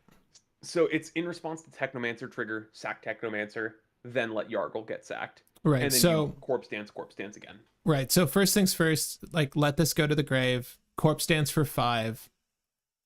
Corpse Dance for 5. I'm gonna leave all these cards on the battlefield so we can just see them more easily. And Carrion Feeder's ability at the top here. So Corpse Dance back in hand, Ruthless Technomancer on the battlefield. When it enters the battlefield, you may sacrifice a creature. The answer is yes, we're going to do that. And it's if you do. So we need to resolve that trigger, but we're going to do it after this. We're going to sacrifice Ruthless Technomancer, and then we'll sacrifice Yargle to the ability to make 18 more treasures. Then we'll use Corpse Dance, buy back, bring him back. Then we'll use Corpse Dance, buy back, bring him back. So we're at 8 positive treasures, Corpse Dance in hand. Same story with the effects. We're going to do that same thing till we make infinite treasure. Also, mind you, we're making it infinitely large carrion feeder here. So at any point, we could sacrifice this to like the Disciple of Bolus that also happens to be on the battlefield at this point, to just draw the rest of our deck if we wanted to before we would deck ourselves. If we needed more options at this point, though, our win is well. Yeah, we have Shigeki Corpse Dance as well right now. So we just draw until we hit a Praetor's Grasp. Right. Then we use Shigeki to get Praetor's Grasp back. We Corpse Dance Shigeki, use Shigeki to return him to our hand, and then we use Shigeki to get Praetor's Grasp back. Repeat, repeat, repeat. Right, but he has to tap. We need haste Corpse enabled. Dance gives haste. Yeah, so true. All right, so now with that, we can go ahead and draw our deck. Oh no, we already have it. We just need to use Disciple of Bolas in the same fashion with Carrion Feeder and Corpse Dance and Yargle to draw until Praetor's Grasp. Oh my god. Yeah. Yay. So does it work? Yes. Audience, does it work? Can this be refined? Probably. This is a rough draft. Most of the decks that I make are usually rough drafts, but this is definitely a fun and interesting deck. It says 71% competitive, by the way. Kudos. Yeah, that works. I like it a whole lot. So much so that I'll deck cycle it so that the whole world can see it. let's add it to some pages and then we'll close this out. What hubs? Sacrifice? Yes. Elves? Yeah. Kind of, yeah. Okay.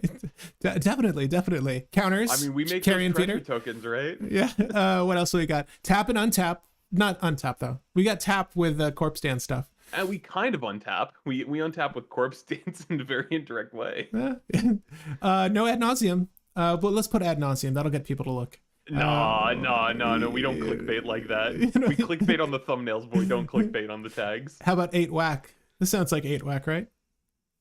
I don't know. Arena? There has to be... Artifacts? I mean, we could put aggro. We do use Berserk to one-shot people. True. I'm putting artifact because we did just win with Wishclaw Talisman. It's not artifact tribal or anything. Budget? No, this is not budget.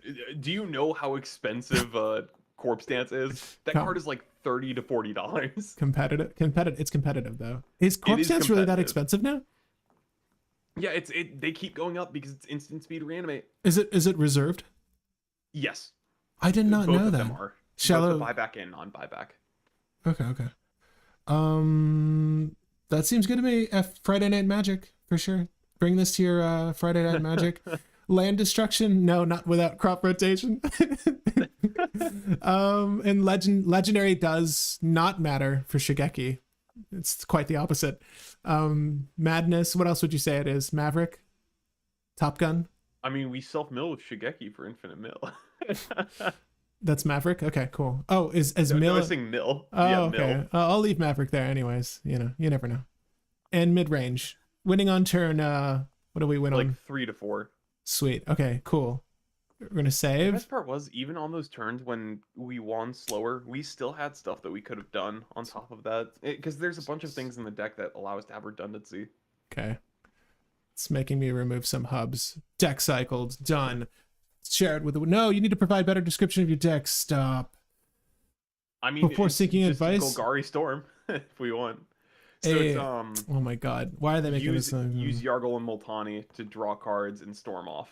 Use Yargle and Multani to draw cards, make mana, and storm away. And we're gonna add a little. There you go. Cool. Okay. I've never noticed that like makes you refrain from deck cycling if there isn't enough of a description. Yeah. Okay. Thanks for hanging out with us as we constructed this deck. It was really fun. Was far more fun than I anticipated it would be, and actually decent. I will say, actually decent deck. But thanks, Will, for hanging out with me. You're welcome. I appreciate it. If you want to do the podcast idea that you kind of just lightly teased, brushed by, I'm down to do that because it is very fun to just talk Magic. 100%. Yeah, let us know in the audience. I'm gonna pin a comment, I think, to this video because this one is very long. But it'd be fun to do like a weekly, weekend, or I don't know, some time that works for everyone to just talk shop, discuss decks, any news.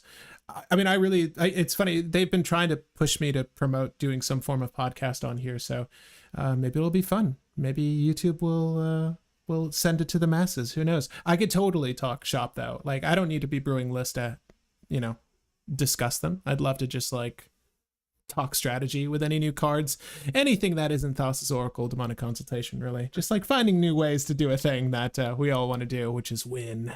But thanks again, Will.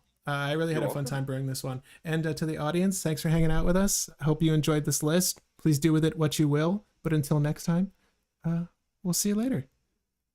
Yeah, there's no sign off. I don't have an official sign off for these right now. We used to. Happy brewing, babies. There you go. We could still say that, right? Yeah. I mean, we're still deck brewing.